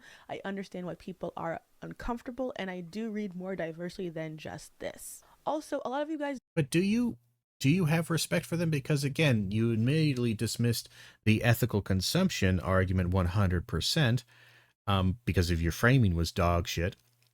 And then you're going to say, oh, I have tons of respect for these kind of more respect for people, but they are supporting J.K. Rowling. Oh, well, they read other diverse authors and they review and they understand and they've heard these problems. So have I. And I'm still going to read these things. But your statement, to remind everybody, you can't separate Harry Potter from J.K. Rowling. And again, you are taking a hard stance that supporting J.K. Rowling is unethical. So ultimately you're saying this person is unethical, and they're like, oh no, but I still respect him for doing this. I really don't think you do. I think you respect the potentiality of them eventually abandoning it and walking away and becoming a true convert. Kind of like the same way the Christian kind of believers might say, like, I love all people, even the sinner who isn't going there. It's like this. Do you love them, or do you love them as long as you think that there is a possibility that they will absolutely cease being who they are and become exactly who you want them to be? So ultimately, you don't love them. You don't care for them. You don't care about what they are and their ideas and thoughts. You just care about this projection ideal, this idea of them that could come true. As long as you just keep pressuring them. But that then implies that if you lose faith, or if you believe that, well, ultimately, I don't think they're actually ever going to change, then that potentiality dies.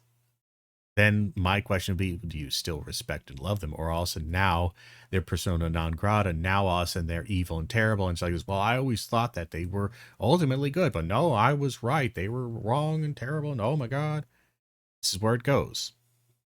Don't read male authors, so you don't know they aren't getting dragged. Like, if you saw what people said about Jay Kristoff, you wouldn't think this. I also find Yeah, that's also something I would say.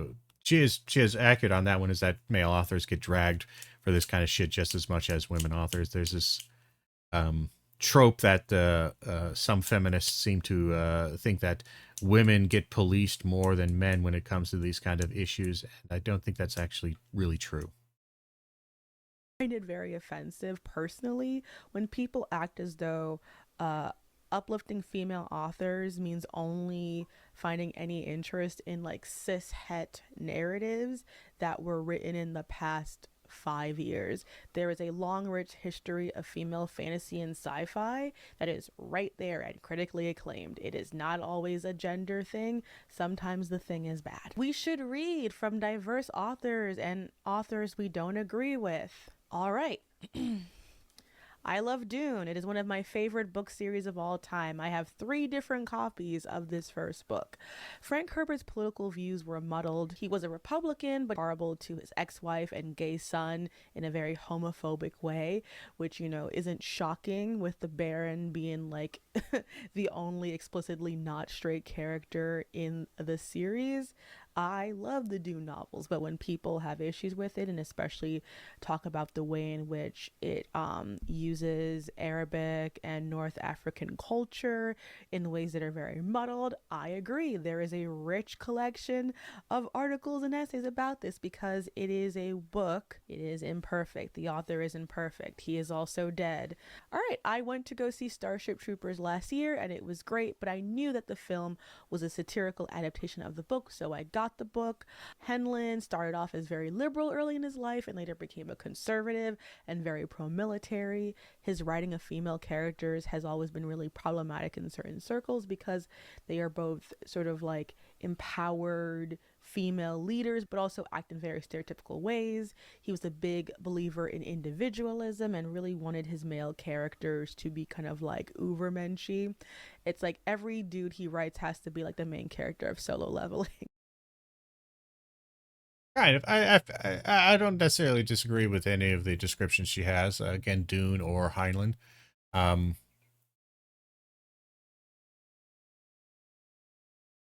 I could maybe squabble about the description of Heinlein a little bit and the, again, simplification of it, but it's kind of okay. I'll let it I'll let it go for on this one. Um, they're both fun authors, and you should read them. It's very shonen anime coded. I read this because it is sort of like the originator of the military sci-fi genre. I think that's really interesting. So it was kind of like an academic read in that sense. He's also dead.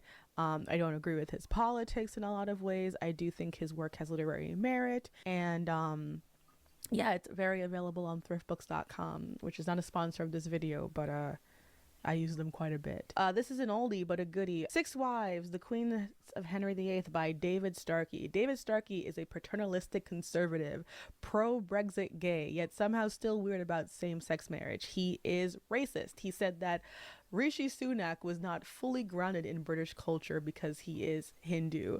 He is also an Anne Boleyn glazer. I got this book in my early 20s because it was one of the more reputable biographies of all 6 wives. It's no longer my favorite 6-wife biography. I can put the ones that I like on screen, but I do keep it as a resource because I've, read a bunch and it is fairly well written and readable. I probably would not buy it again, but I keep it in my library as a resource. Harold Bloom's Western canon. I have my degree in English with a focus on theory. Therefore, this book was really relevant to my studies, but I also appreciated the contrarian opinion from time to time because it helps frame counter arguments. I also thrifted this copy. Harold Bloom is dead, but his impact is really interesting. I think he sort of was one of the first anti-DEI people I ever remember reading about. Yeah. I think he was kind of anti-DEI. I can't remember. I didn't keep up with my Harold Bloom, like the awareness. Mostly I just kind of dealt with him in the concepts of the canon and the establishment of the idea of the canon and theory like that. I don't have that particular book. Maybe I should get it. His stuff is really relevant, and I think while I do disagree with him, I do like having him as a reference point for a point of view that I disagree with on hand. And also, what I think is interesting is that even though we disagree on sort of like the theories of resentment, I do have some of his similar taste in books. So it is interesting looking at it from different perspectives. But the big one for this section of the video is That's something I'll look up. Theories of resentment. I'm wondering if he's dealing with kind of like the Nietzschean resentment or what he's dealing with. Harold Bloom, making a note for myself.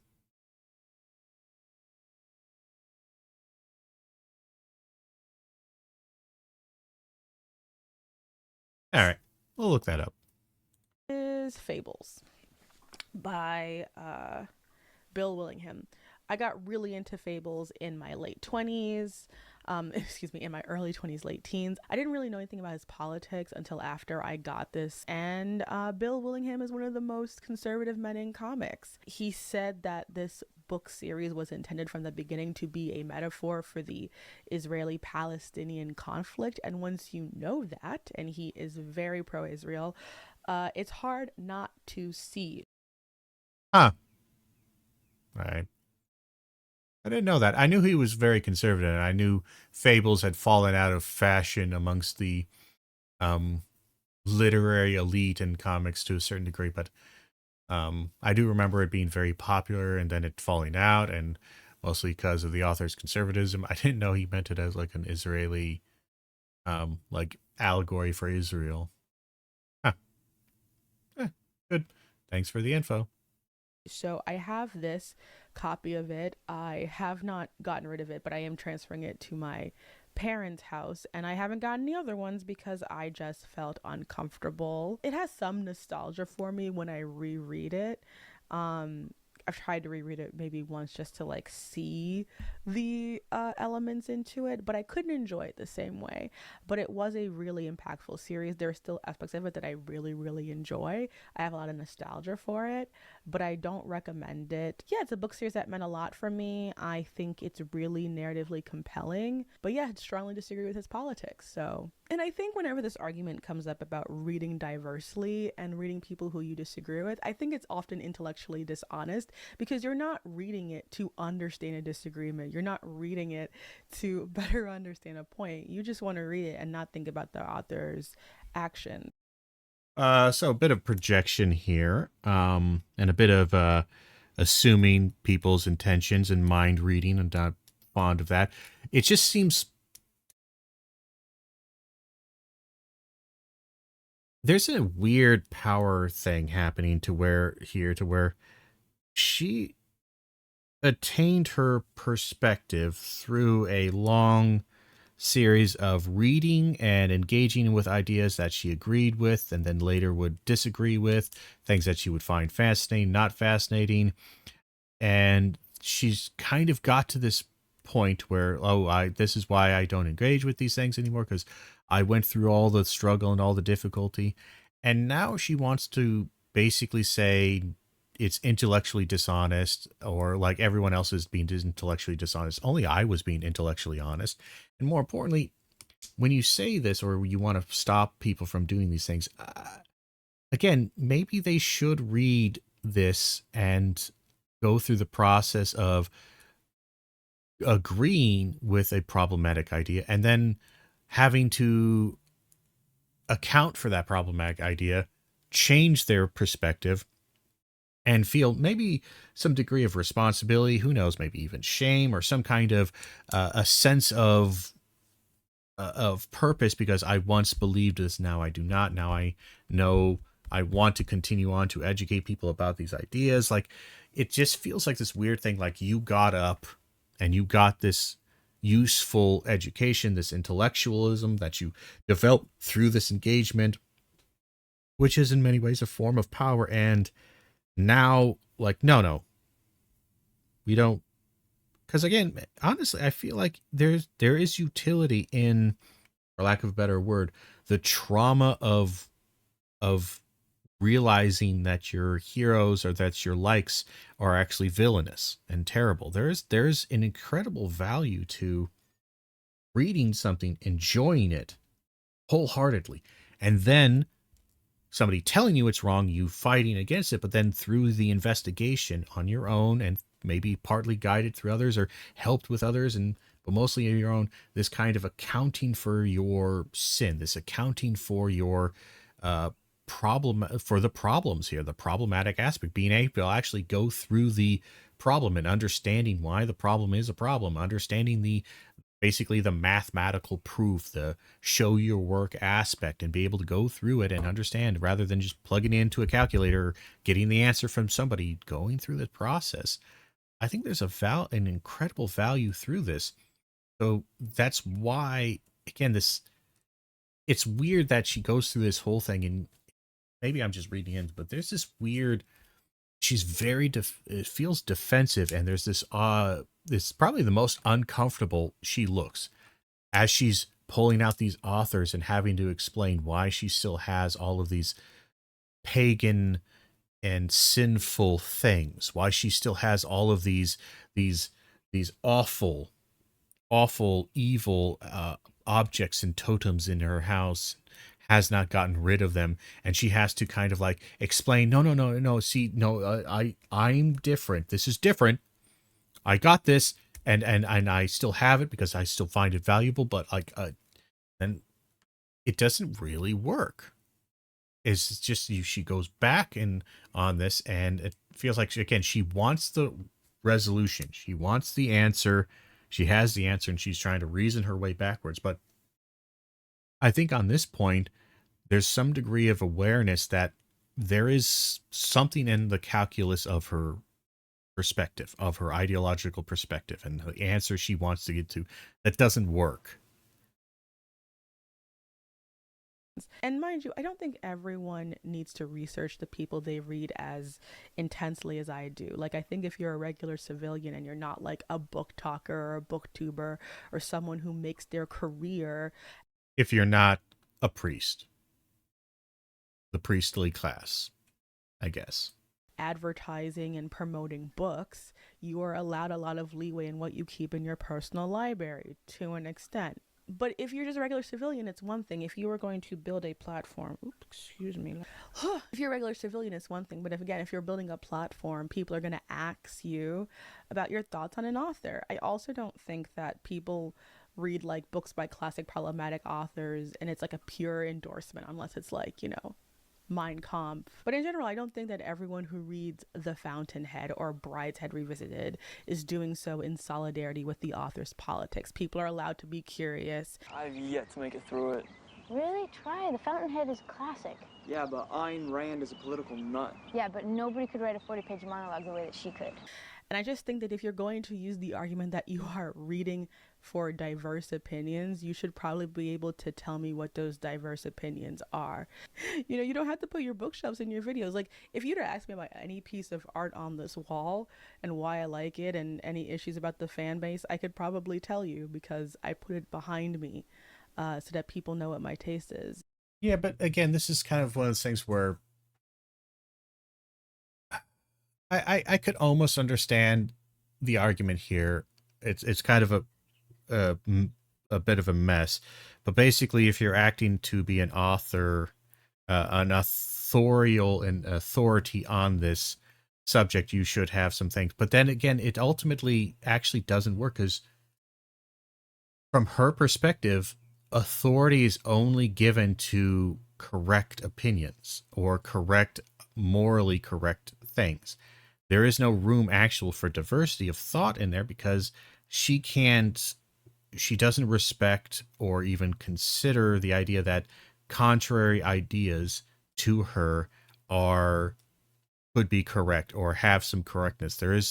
Again, this isn't intellectualism. This is just there's a word for it.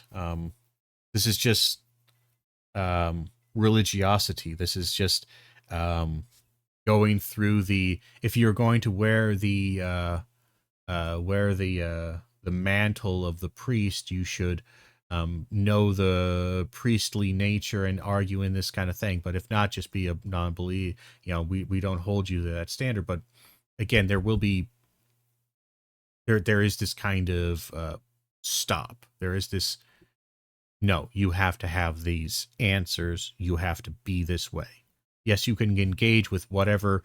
The priest is allowed to read all of the evil and all of the paganistic and heretical texts, just like the common person. But the priest must always explain, and when they talk about their opinion on these things, their opinion should align with the dogma of the church. If somebody says, I love Starship Troopers, it's great, it's awesome, you should read it, and talks about the elements in there that she finds problematic, but talks about them in a way that isn't necessarily problematic morally. They find it a fascinating and interesting thing. And even if it's not 100% complete, you should absolutely read and engage with this.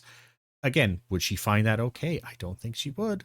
And it's including who I'm voting for in the New York mayoral race. D, she's already too rich, so why can't I buy a video game? Because she can run out of money if people don't give it to her. What? That's a terrible fucking argument. One, it's a terrible statement to start with, and it's a weird straw man. But then her beat of the straw man is terrible. She is donating and using it to fund these things. Not giving her money would make a difference. Boycotts can work. I don't know why people have decided not to use their buying power politically. So on 30th of May, Forbes made an article titled J.K. Rowling is a billionaire again. And it states in the following: in the 4 years since she began posting about transgender rights in 2020, incorrect, but still, Forbes estimates Rowling has earned more than $80 million per year from the sales of her books and the vast litany of Potterverse brand extensions, including movies, TV shows, theme parks, video games, theater, and merchandise.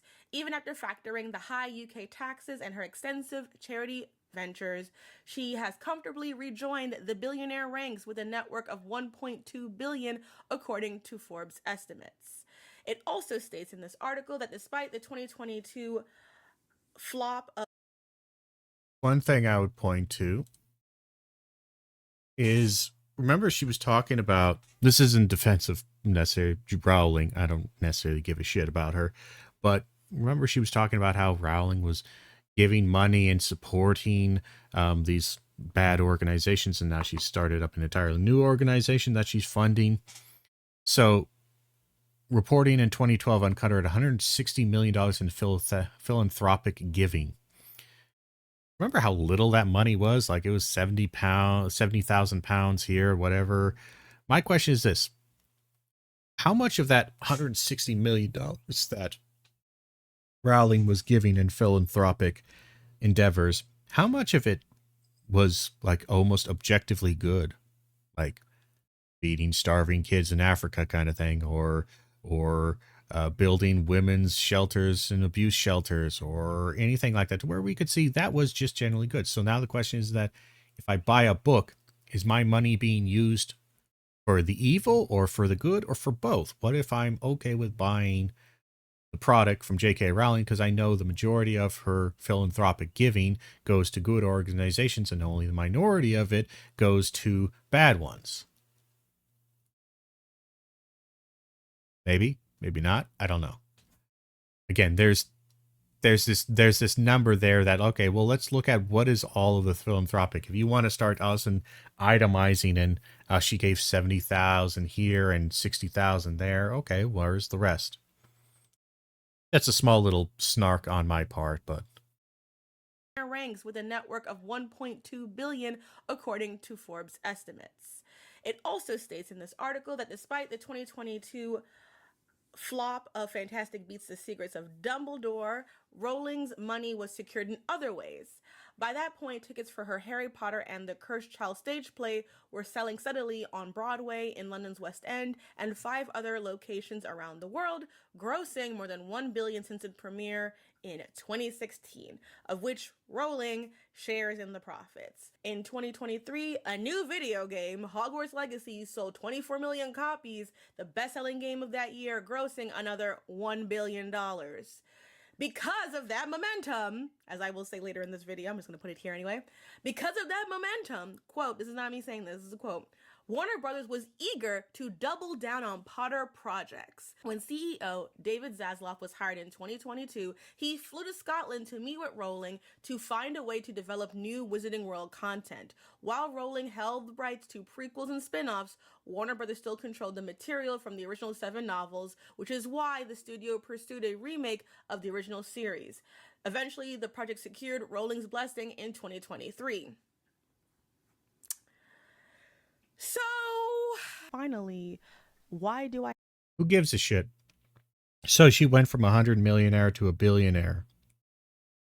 Like, again, at this point, this is just kind of this weird, like, she might run out of money. She's not going to run out of money. Oh, but we boycott. She's not going to run out of money. Even if we boycott everything, she's not going to run out of money. But what if she's not going to run out of money? Maybe you need to go back and study some of your capitalism and some of your Marxism and some of the issues with it when it comes to wealth and, again, unearned capital gains, whatever you will. She's not going to run out of money. She's never going to run out of money. That's the whole goddamn problem with these super rich individuals, is that they never run out of money. They can't. It's almost basically fucking impossible.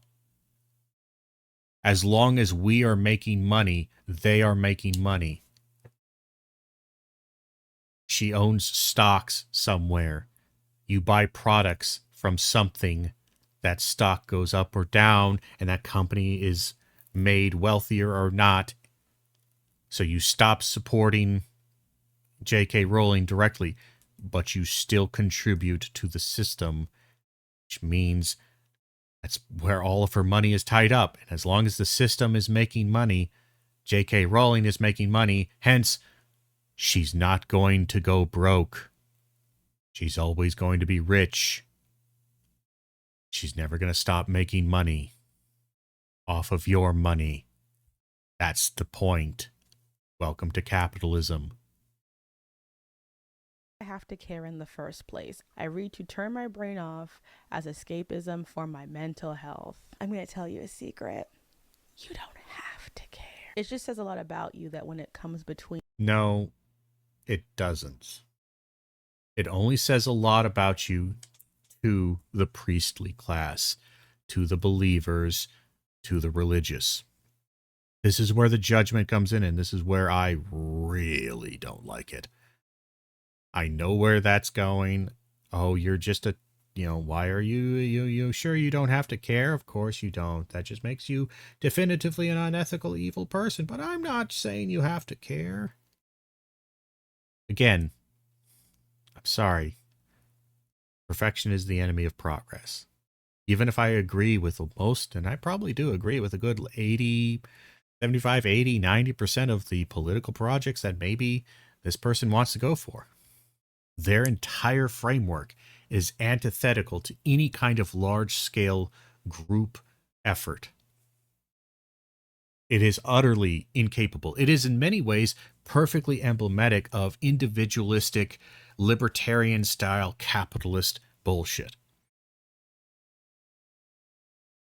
Because it absolutely functionally creates these tiny little silos of little religions to where everyone follows their particular little religious figure, and everybody enjoys this, and everyone's just this perfect little individual buying their little bullshit, and nobody can ever have a group identity that actually can move forward and have any kind of weight and change. This is antithetical to group dynamics. Human rights of your fellow people and this... You're not choosing between human rights of your fellow people. Again, this is one of those, this is, again, an extremist ideology that, again, this is not that. Again, somebody who buys Harry Potter book. You want to test it? Okay, you want to actually see? Assuming this, oh, well, you're choosing between your own comfort and your desire. Like, here's an idea. Put forward a ballot. How about that? Put forward a ballot to be voted on that enshrines some degree of transgender rights. They vote for it? Good. If they don't vote for it, then that is actually a material and political and ideological position that you might be able to interrogate and whatever. Them reading a fictional book and consuming, again, going back to, again, you didn't address this, which is why that ultimately you're just in this horrible priestly class kind of judgmental position of you being the queen who gets to the queen regent and the mother figure who gets to determine who goes to heaven and who goes to hell. This is the problem. You never actually dealt with the idea of the consumption under capitalism issue. Not at all. You just dismissed it out of hand, casually and unintellectually, refusing to engage with it. And now you're just like, oh, well, who cares? I'm sorry. Yeah, I'm sorry. I don't care. I have zero control over what she does with her money. Oh, but you don't have to give her your money. I don't have to give anybody any of my money, but I'm going to. Like, and at this point, you want me to do something, you want me to change, you want me to help transgender individuals, give me a way in which I can actually do this directly or through some actual means. Give me a ballot measure to vote on. Give me a politician to support. Give me something. And you know what? How about this? How about you give me a book to compete with it? Rather than just giving me sermons and hell and brimstone fire and damnation, give me a reason to care about this other than some weird guilt-tripping, you're going to go to hell and be sinful and I will forever judge you, blah, blah, blah. Why don't you give me something rather than just the sermon? You that when it comes between human rights of your fellow people and nostalgia, you pick nostalgia. Trans people are getting murdered, getting their human rights denied. How does that connect? Again, catastrophizing, I do not like it. I do not like this idea of catastrophizing. Oh, well, we're going to draw a straight line between J.K. Rowling and this person's particular, this transgender individual's murder. No. That doesn't work. And that kind of ideology is, again, antithetical to humanity. And you want to buy another version of a book you already own. Again, maybe you're just talking to the Potterverse, but again, you're not addressing what if they don't own it? What if they want to buy a new book, and that new book is Harry Potter and the Sorcerer's Stone, Philosopher's Stone? And then make yourself the victim for putting yourself in a politically... They're not making themselves a victim. They never made themselves a victim. And they didn't put themselves in a political thing. Just because it's your particular little war and your little fight, again, they're civilians. You don't shoot civilians. You have a fight. You also like this, well, no, civilian casualties are fine. Human shields, don't care. If that's what they're doing, I don't give a shit. For somebody who seems probably pro-Palestinian, you seem perfectly acceptable with civilian casualties of your particular ideological war. I don't care.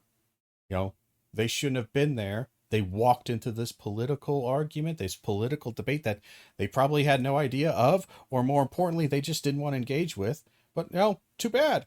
You're giving tactical support to my enemies. Ergo, you are an acceptable target. You're an acceptable target. Sorry. And it's like they're not victimizing themselves. They are being victimized by people like you because you're out there metaphorically shooting them, harassing them, judging them, denouncing them, all manner of shit, because they bought a book. Because you have established this elaborate long historical war of righteousness that needs to be fought with extreme fervor and zeal. Now, again, for somebody who's probably pretty pro-Palestinian, you seem awful. You seem to be embodying the ideological position of, again, the Israel, the kingdom of Judea must be established. These people must be eradicated. And yes, the civilian deaths are terrible, but, they're human shields for Hamas, and we have to take out Hamas. These people are human shields for J.K. Rowling, and we have to take out J.K. Rowling. Sorry. Civilian casualties, I guess, are okay.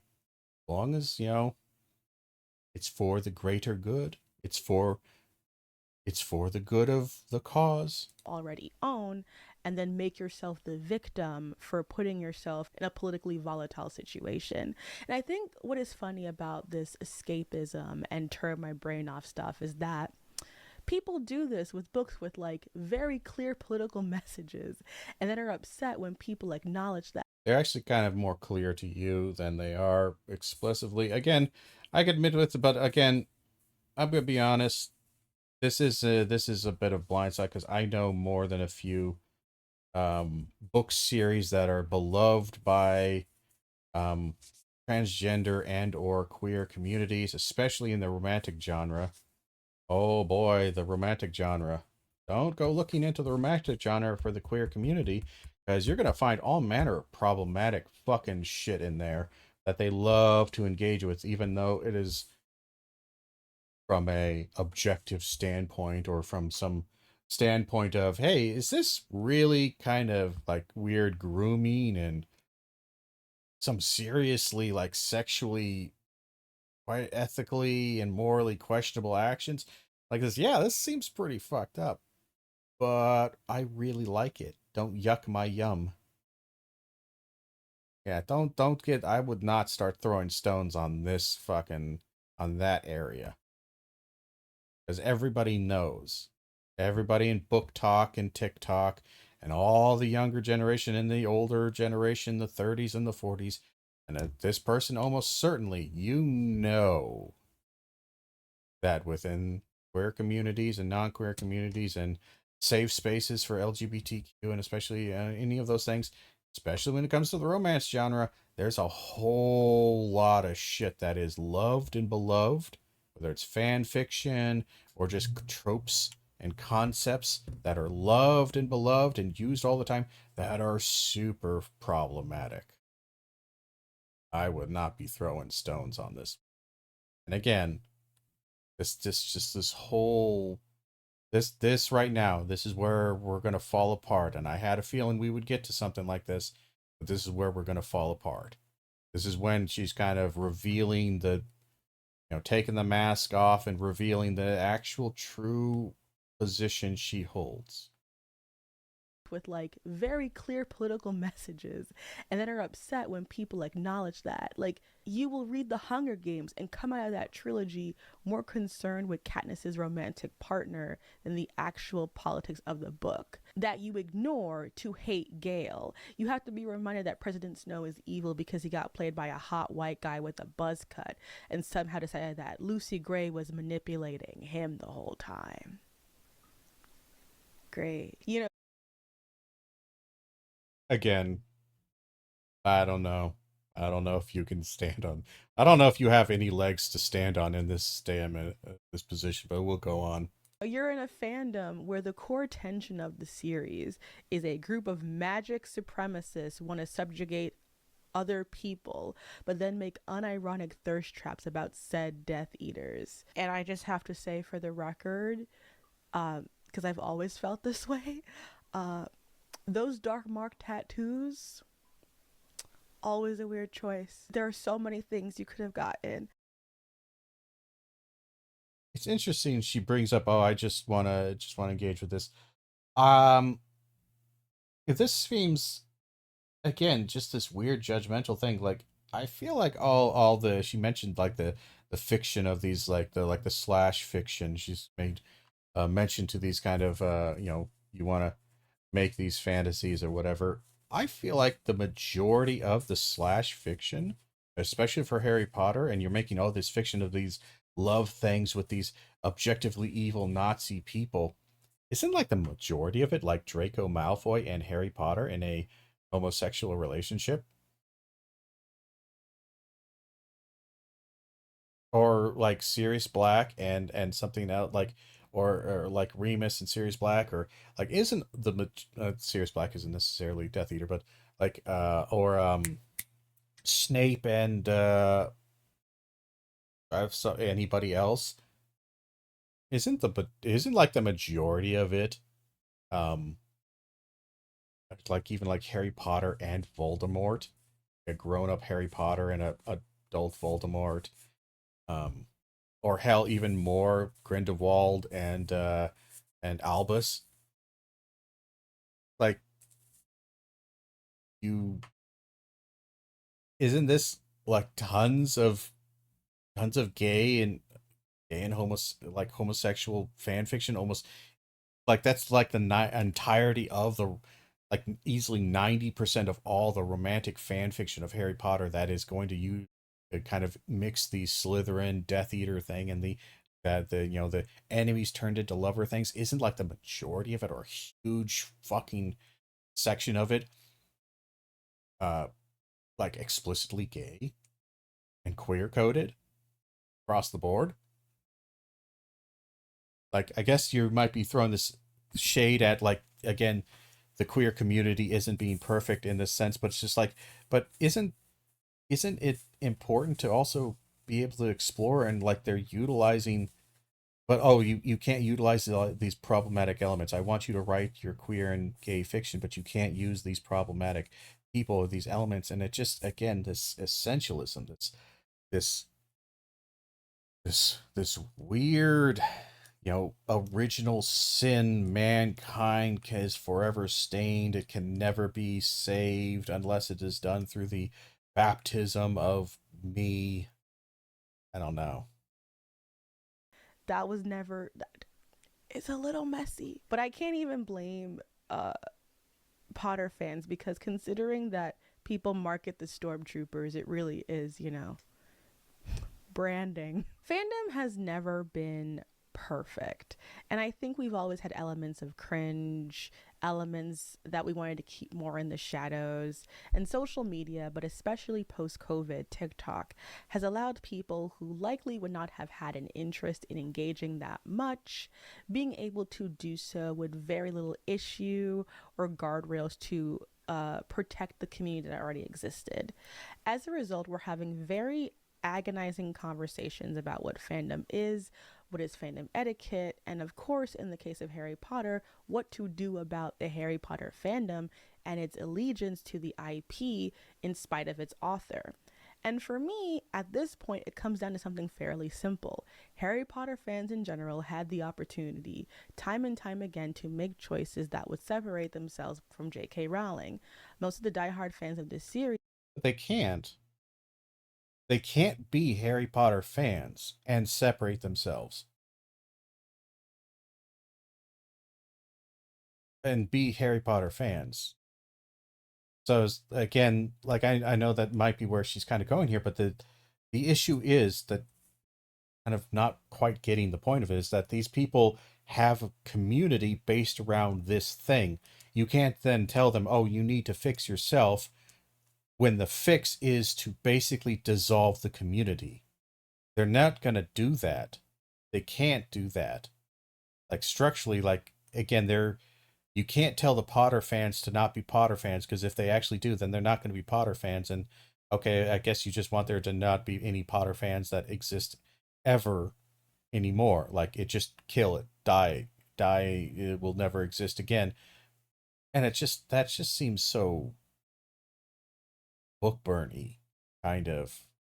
I mean, you might as well get to that point, because just burn the books, burn the thought, burn the ideas, burn it all. Please have the books, have the movies, the official merch that truly matters for them. They don't need anymore. And yet, any attempt to move away from this passive consumerism of a product that does funnel money into an active hate campaign is treated as bullying and scolding. It's not treated as bullying and scolding. The bullying and scolding are treated as bullying and scolding. Because you're not just telling them, hey, don't do this. And then they say, okay, I'm going to keep doing this. And then you don't go, well, all right, that's a choice, I guess. That's not what's happening. And you know that's not what's happening. That's not what happens for anything. This isn't unique to Harry Potter or anything. That's not at all what happens. You know that there's a lot of social and moral consequences that aren't naturally forming, but they're absolutely guided and designed and created in response to these actions by people like you. You don't have to send out the mean tweet telling these people that they're funding genocide and or transphobia, but you want to. You talk about they don't need to consume this. You don't need to do this technically. You can run your own thing, but you want power, you want converse, you want people to agree with you, and you want to shame these people, and you think it's okay to do so. And you're not going to be nice about it. And I know you would say, I'm not going to be nice about it with pride. You're going to bully them. Like, you might say the bullying is fine or justifiable because of the evil they're doing, but let's not kid ourselves. You know you're going to be bullying these people. You know you're going to be calling them out, as you would phrase it. This was highlighted during the issues of Hogwarts Legacy, which I'm even loath to bring up because what a fucking shit show that whole thing was for a game that was not even good. But what sticks out to me is the So I played it a little bit, and I never finished it. The game's okay. I think world building and overall, like, the world is actually not too bad done, but like the story and the overall like focus and the mission structures and like world building and kind of the feel and design of it is pretty okay. Combat it's okay-ish. It's kind of weak sauce. That's fine, whatever. I didn't expect a lot. I think just ultimately what kills it is that it doesn't really have a lot of purpose other than just being there and just wandering around. But it's okay. I wouldn't say it's crap. I'd just say it's like a 7. Like a 6.5, 7. It's okay. infantilization. Somehow, no one who isn't a member of the trans or queer community is expected to know about J.K. Rowling's politics. And when people bring it up, share videos that illustrated the issue in good faith, the goalpost moves. All of a sudden, gamers are being impacted. The workers of the game industry are being impacted. Never mind that you do not support the protests or Again, this is dishonest framing, and again, it's this: we didn't do anything wrong, we were just doing XYZ. We were just pointing out fairly balanced and with calm measure. We were absolutely, to me, this is just as disingenuous as any of the Proud Boys or the Tiki Torch shitbirds back during those kind of protests in the mid 2000, like 2010s or whatever. Talking about how, like, there's fine people and we were just there it's like, man, I remember those protests. I remember those Tiki Torch wearing Nazi fucks, and I remember they were not peaceful and they were not all fine gentlemen about this shit. And this kind of simplification, this infantilization, and then when we do fairly point it out in a calm and rational manner, also now people start talking about, like, well, it's not, even if I ignore the oversimplification of this, so the conversation developed. People are like, well, again, this is what happens when you have a conversation, is that maybe they're like this, maybe, yeah, on the J.K. Rowling thing, maybe I agree. But then we have this other thing to where, under the issues of consumption under capitalism and the ethics of this, we then have all these people who made the game. They made the game. Maybe they didn't have a choice to make this game because they work at the company and the project was given to them and they work at it. Many of these people are good, fine people who tried to build the game as best as they could, and they tried to make it as fair as possible and to get rid of all of the potentially harmful and nasty things that J.K. Rowling did while keeping it true to some good aspects of the IP. They did all this, and now these people are like this. Well, can I support those people? I don't think that's disingenuous at all. I think that is a perfectly fair and rational development of a conversation. You just don't like it because I don't think you had a good answer for it. Because when you morally condemned them and you tutted them and you wagged your finger at them, instead of immediately bowing and scraping, they said, "Oh, that's an interesting point. What about counterpoint?" And you got pissed. How dare you throw a counterpoint at me? You were supposed to just immediately bow and scrape on the initial bit. Strikes of these people, or don't support the games that they tell you that they had to do massive crunch time to. No. And what was sad to me then and sadder to me now is that the solution was always very simple. Like, the fact that anybody could support the hysteria over the Harry Potter game and the harassment and the stupidity and ultimately counterproductive nature of people trying to boycott and harass people who wanted to play the game and who made a different choice than them. The fact that anybody's going to come out on the side of the boycotters and the protesters of this is, you should doubt them. That immediately is a warning sign of, I don't know if this person is a rational actor.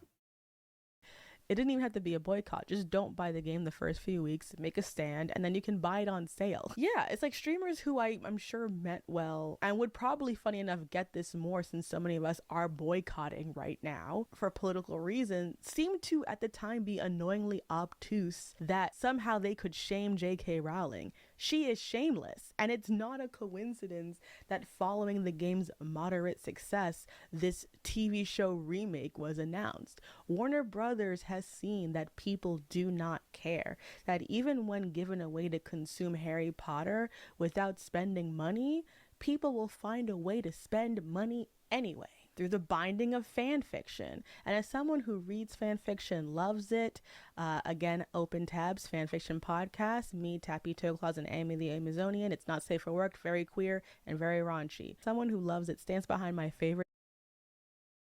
I bet you there's a shitload of problematic sexual and or aspects within that podcast, and they talk about these stories that probably have a lot of queer stuff that ends up being morally and ethically kind of questionable based upon various concepts. I bet you they consume it wholeheartedly with giggles and laughter. Even if they point out the problematic nature of it, they still consume it and love it. That's maybe me being rather unfair, but from what I've seen of the type, and this overall type seems to be coming together, I don't know. I'm willing to say it's more likely than not. Ships, problematic as they are, the disappointing thing about being a queer woman who loves reading is the amount of people who want art to be apolitical out of a fear of being perceived as a bad person. Just because you have convinced yourself that it is 2009 choice feminism praxis to enjoy this franchise without politics doesn't make it true. I have been on Reddit boards for many parts of this fandom, parts you would think know better, but they don't. Again, the arrogance, the absolute arrogance of a zealot, of a religious believer. This is creationism. This is young earth creationism. Whenever they start talking about anybody they disagree with, just substitute that in here. The same intellectual dishonesty. And currently, right now, the two biggest parts of the Harry Potter fandom are the Marauders and the Hermione community. And regardless of how you feel about either of those branches of the fandom or how they probably feel about each other, both of these fan bases at their core are about highlighting and subverting the narratives that J.K. Rowling failed to put into the text, of exploring what failed. I just don't. I don't align with this thought process much at all, so we'll just have to let it go. would happen if more attention were put into themes of queerness, otherness, Hermione's life for more than a few paragraphs a book, giving characters actual growth and consequences for their actions during the war, of wanting to build a more inclusive world, of actually de-radicalizing characters and seeing them have true growth. And yet when brought up how people are dealing with their fandom and their love of this series, as well as JKR's politics, you'll see people shrug and say, we shouldn't have to care. It shouldn't matter. And it's honestly embarrassing. Like, on top of just bigotry, it's also embarrassing. Taking even the fact that J.K. Rowling is a horrible person out of it, and we do the whole faux separating the art from the artist. The overall message of the series, ironically, is about not giving in to bigotry. Even separating the art from... I don't really actually think that's the main message of the series at all. Not really. The theme, but I wouldn't say that's the main message, but okay. The artist is not possible because people are so nostalgia pilled that to them Harry Potter is the best thing they've ever seen, they've ever read. And as someone who's been in this fandom for ages, they can't even handle discourse about the way the book as written it's not discourse, it's Sermon on the Mount proselytization. That's the difference. For the most part, what you don't seem to realize is that you are a zealot, and when you start having your discussion, it's not a discussion. It is a sermon where they either agree with it and they prostrate themselves down to your ideological position, or they're cast into hell and demonized as the sinner. There is no conversation. Don't fool yourself. You're not having a conversation.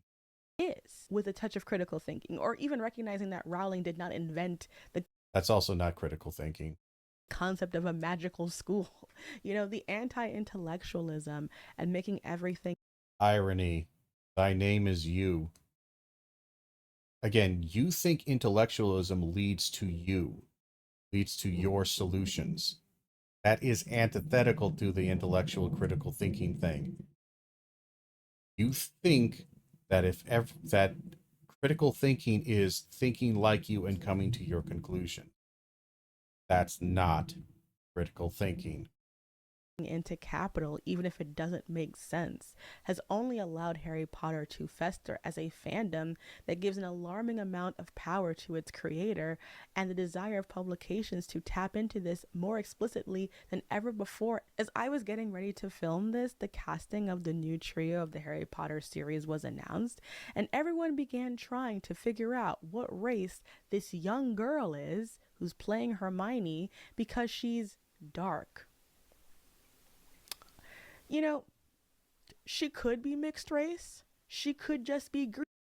The irony of getting upset that somebody hyper-focuses on the race of the individual from somebody who hyper-focuses on the ideological and race of individuals in just the opposite direction, and that kind of consternation and thought that goes into that, I don't know, is a bit palatable to me. It's a bit ironic. Again, sadly, there's almost kind of a horseshoe aspect. Is I don't see there being a huge difference in actual, like, the structure of their thought, how they think, how they decide things, the ideological, like, kind of blueprint. I don't think there's a lot of difference between the extreme kind of left religious cult aspect and the right cult aspect. There's not a lot of difference between, there's not a lot of light between you and the Charlie Kirks and the Ben Shapiros and the well, let's put this in terms of YouTube critical commentary of, like, fiction. Like, who would I think, like, what is it, like the Quartering, or basically any of those guys who will bitch and complain, like the exact same people are going to bitch and complain about DEI and diversity hiring, and that Hermione is black. like, I'm sorry, it's same shit, slightly different flavor, but it's the same thing. It's all ice cream. You're just Rocky Road or uh pecan praline, and they're vanilla and or cookies and cream. It's the same shit. It's ice cream. Greek, but what she explicitly is 11. There are a lot of queer people, trans people, non-binary people, asexual people who have very complicated feelings about this and have tried to do deconstructing work, who have tried to be critical about this in these spaces. They are trying their best. It's everyone else who's really fucking it up for them. And I'm tired. I'm tired of the lack of empathy. I'm tired of people in. I would have empathy, but I'm sorry, I'm not going to have empathy for religious dogma. I just won't.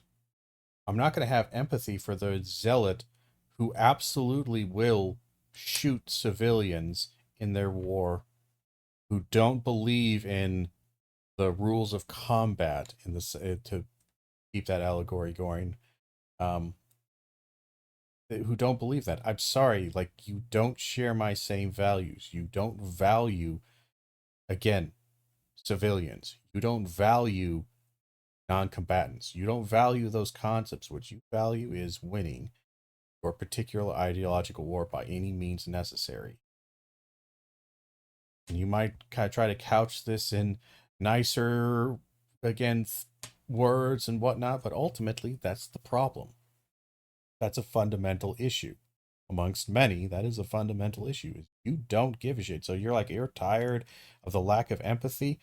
I show tons of empathy to these, and I'm willing to have these conversations. The problem is that I know it's not really a conversation, because you're not entering this conversation, and many of these types are not entering this conversation with any intention of being proven wrong, without even the idea that they could be wrong as a potential.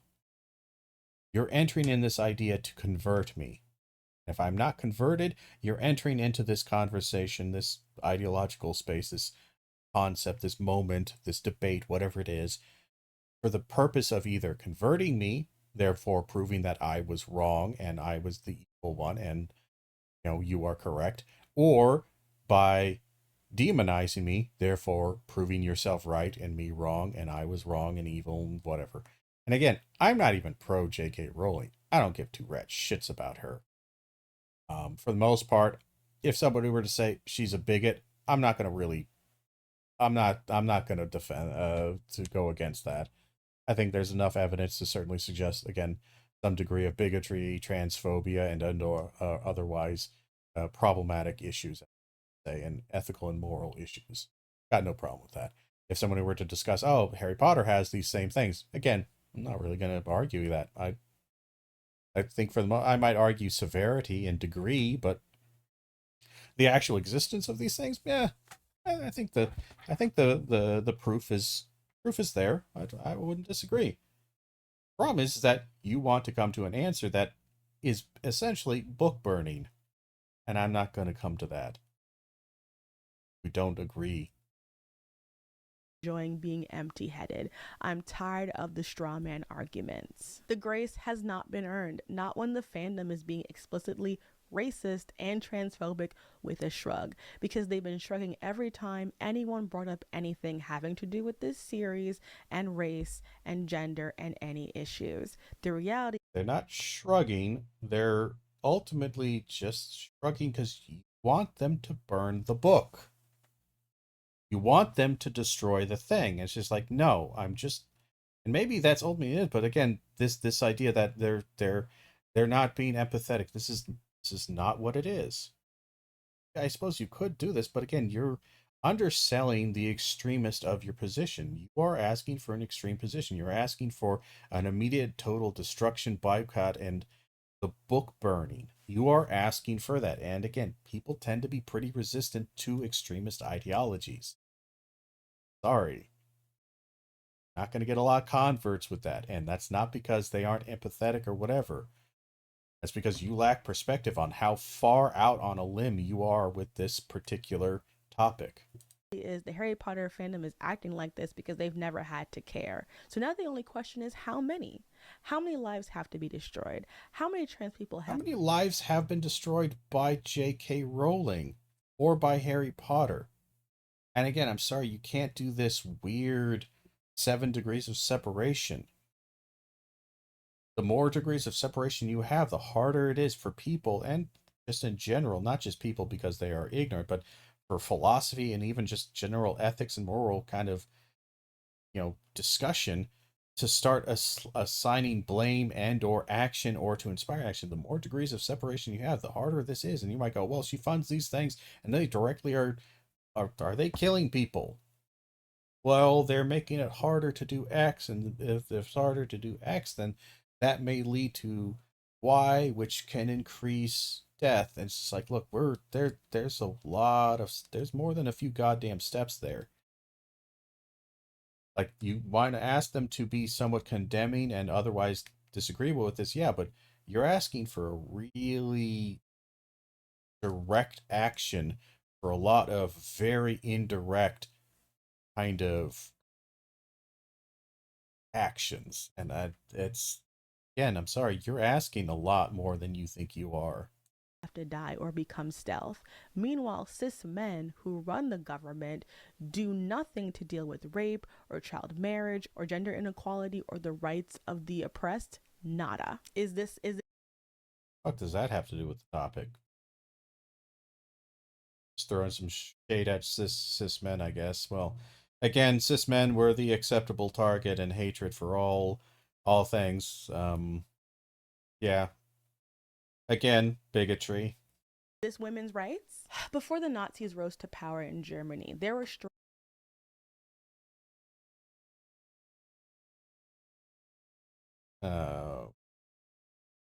Look, I would look, you want to talk about the problems of the Trump and fascism and Trump campaign, but she's not looking at it like this. She's looking at the entire male cisgender everything, whether it be Democrat, conservative, liberal, whether it's Republican, everybody, including leftists, everybody's included in this, and everyone's guilty of this terrible sin because we aren't caring about her particular pet issue. strides being made in the sociology of sexuality. People were expanding these concepts. Magnus Hirschfeld, a gay German Jewish physician, I'm not sure they were expanding the light. So she's going to be bringing up the destruction of that. I can't remember what the school's called, but that kind of medical facility that was examining concepts of gender and sexuality and early forms of trans, like investigation. I feel like this has become this kind of weird mythological, like shibboleth, this totem that people are like, prior to this, we were on the cusp of this utopian explosion of understanding. This Atlantis was going to be found.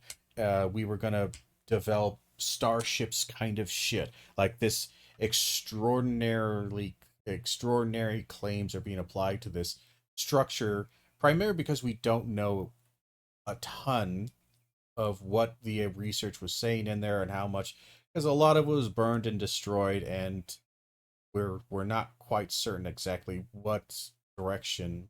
There's some information we know, but a lot of it we don't, about what direction and concepts and understandings were being developed about early forms of, again, transgender research and shit like that.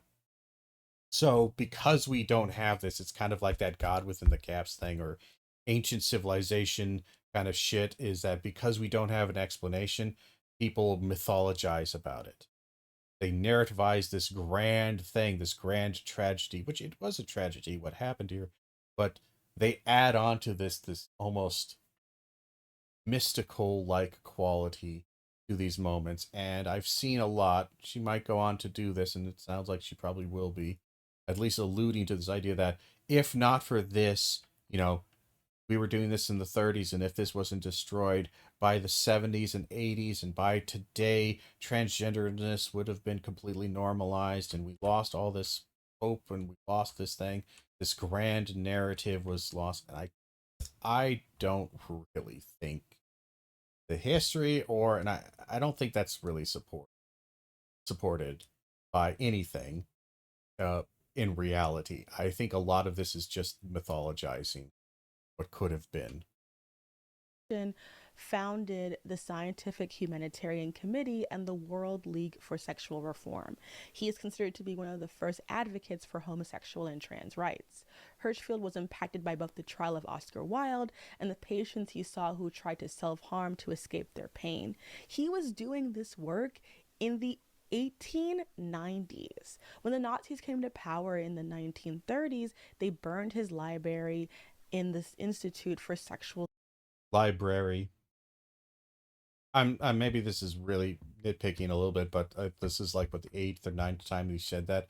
Library, not library. Not that this is just mild annoyance and mild tick. It's library. Say library. It's library in Berlin. We lost so much information.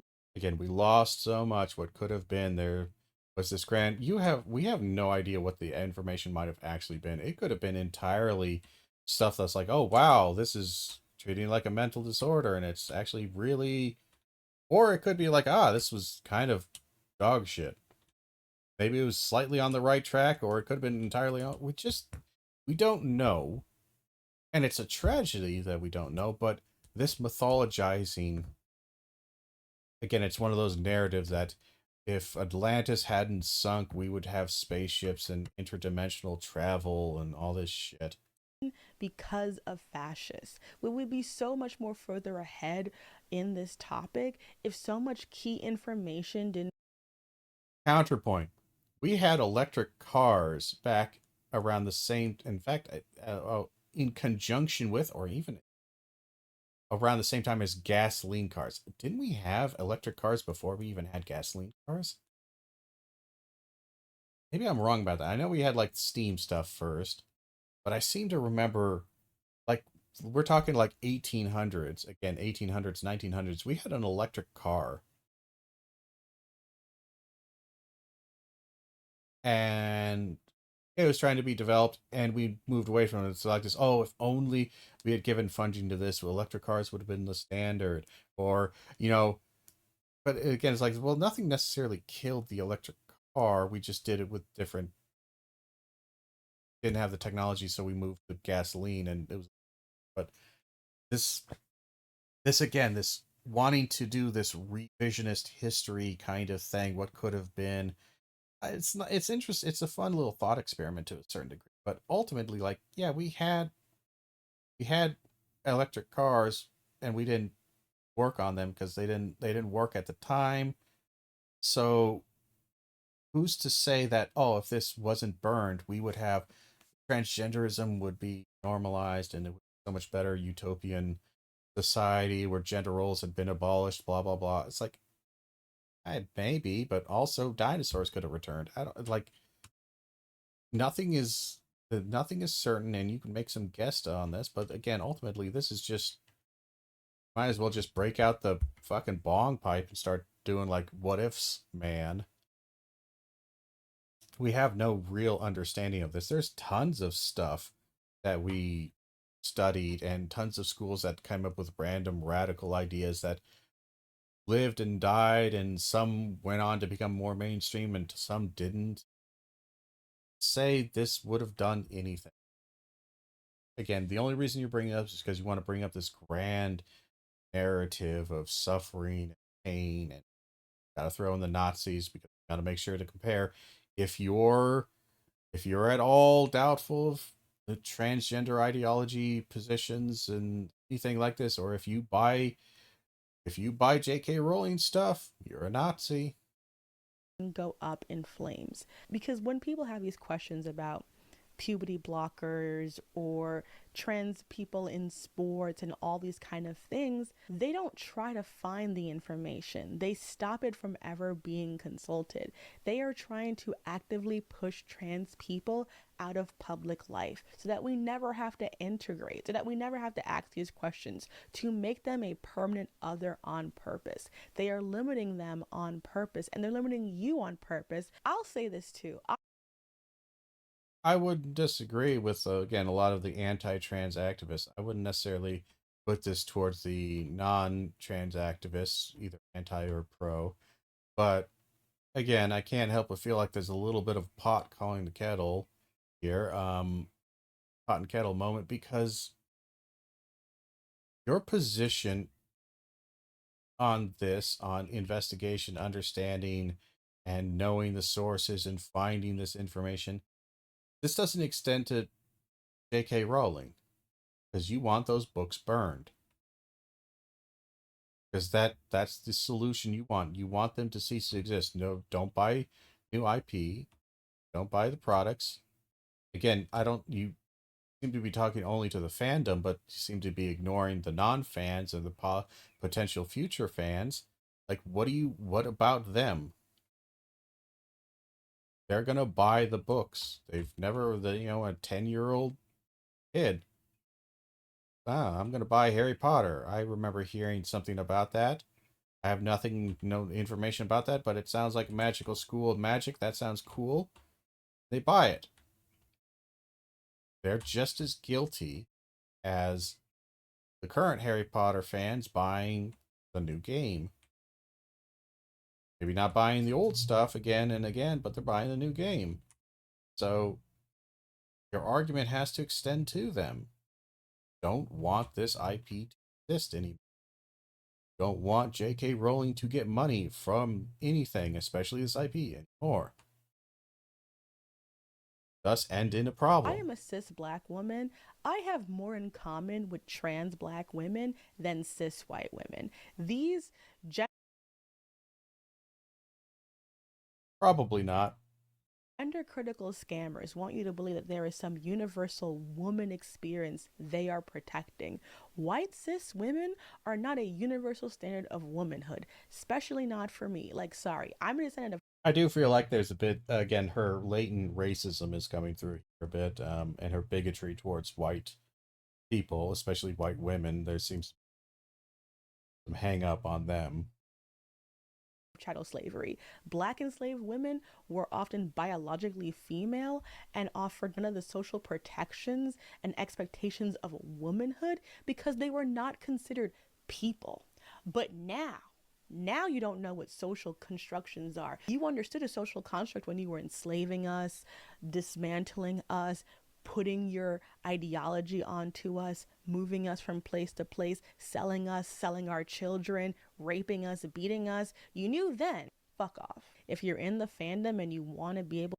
Again, I don't disagree necessarily with Dell and all that the fuck off, but I feel like, again, she's bait and switching out targets and implicating people in one ideology or one target and using the sins of one target to lambast another one. To enjoy the fandom, you have to be louder about all this bullshit. Like, I'm sorry, you have to look to your neighbor who's doing bullshit and say, cut that shit out.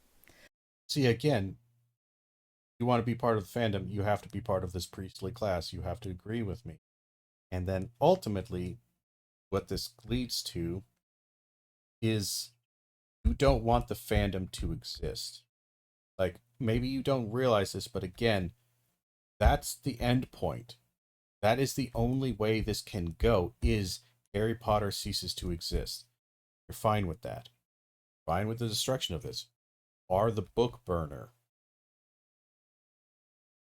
So this is what this is. It's a call out, but also a call in. Because I know that there are people in this community who just need the permission to be able to say, you guys are disappointing me. Like, I'm sorry. If you ship Hermione, and I'm sitting here as a Hermione shipper myself, and your favorite ship is between literally the scolder-in-chief and the person who needs scolding the most, and you're going to sit here and tell me that you don't care about the politics of what's going on in the world? You're a joke.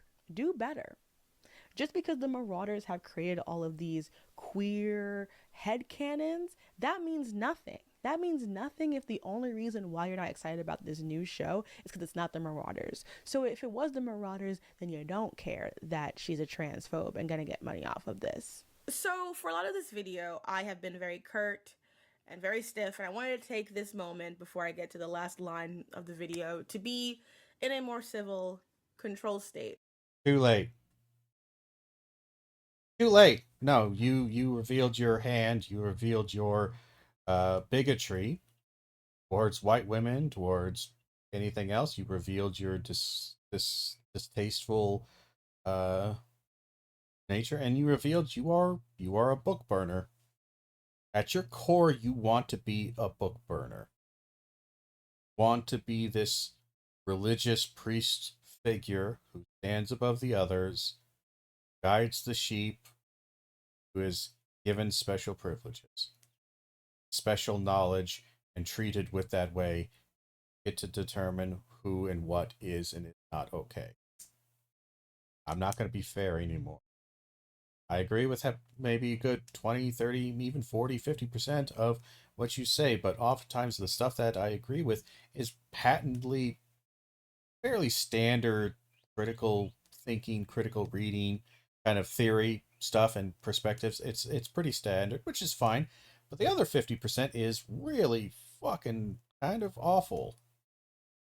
Across the board, really antithetical to the very critical thinking and critical reading and critical theory kind of process that you're using. This is like a snake biting its own tail. It's self-destructive. Because I do not enter this conversation as someone with any illusions of like moral superiority, anything. Horseshit. Horseshit. I think you were reviewing this and editing this and you realized just how awful you're coming across. And now you're trying to save face. The problem is that I think you were speaking more honestly when you were being the morally superior, up on high individual than you are right now. You're trying really hard because you're like, wow, I come across and I seem like an awful zealot, but I'm not a zealot. You are. Just this is your brain telling you you might be really kind of wrong on this perspective, but you can't be wrong. So now you just think, well, I'm just wrong in a slightly aesthetic manner. The look of it is wrong. The core of it is still true, but I might suggest I think your core is wrong, and that's why your aesthetic is wrong. That's why your presentation of like that. I was raised in an anti-black, anti-queer, anti-intellectual society. I know what it's like.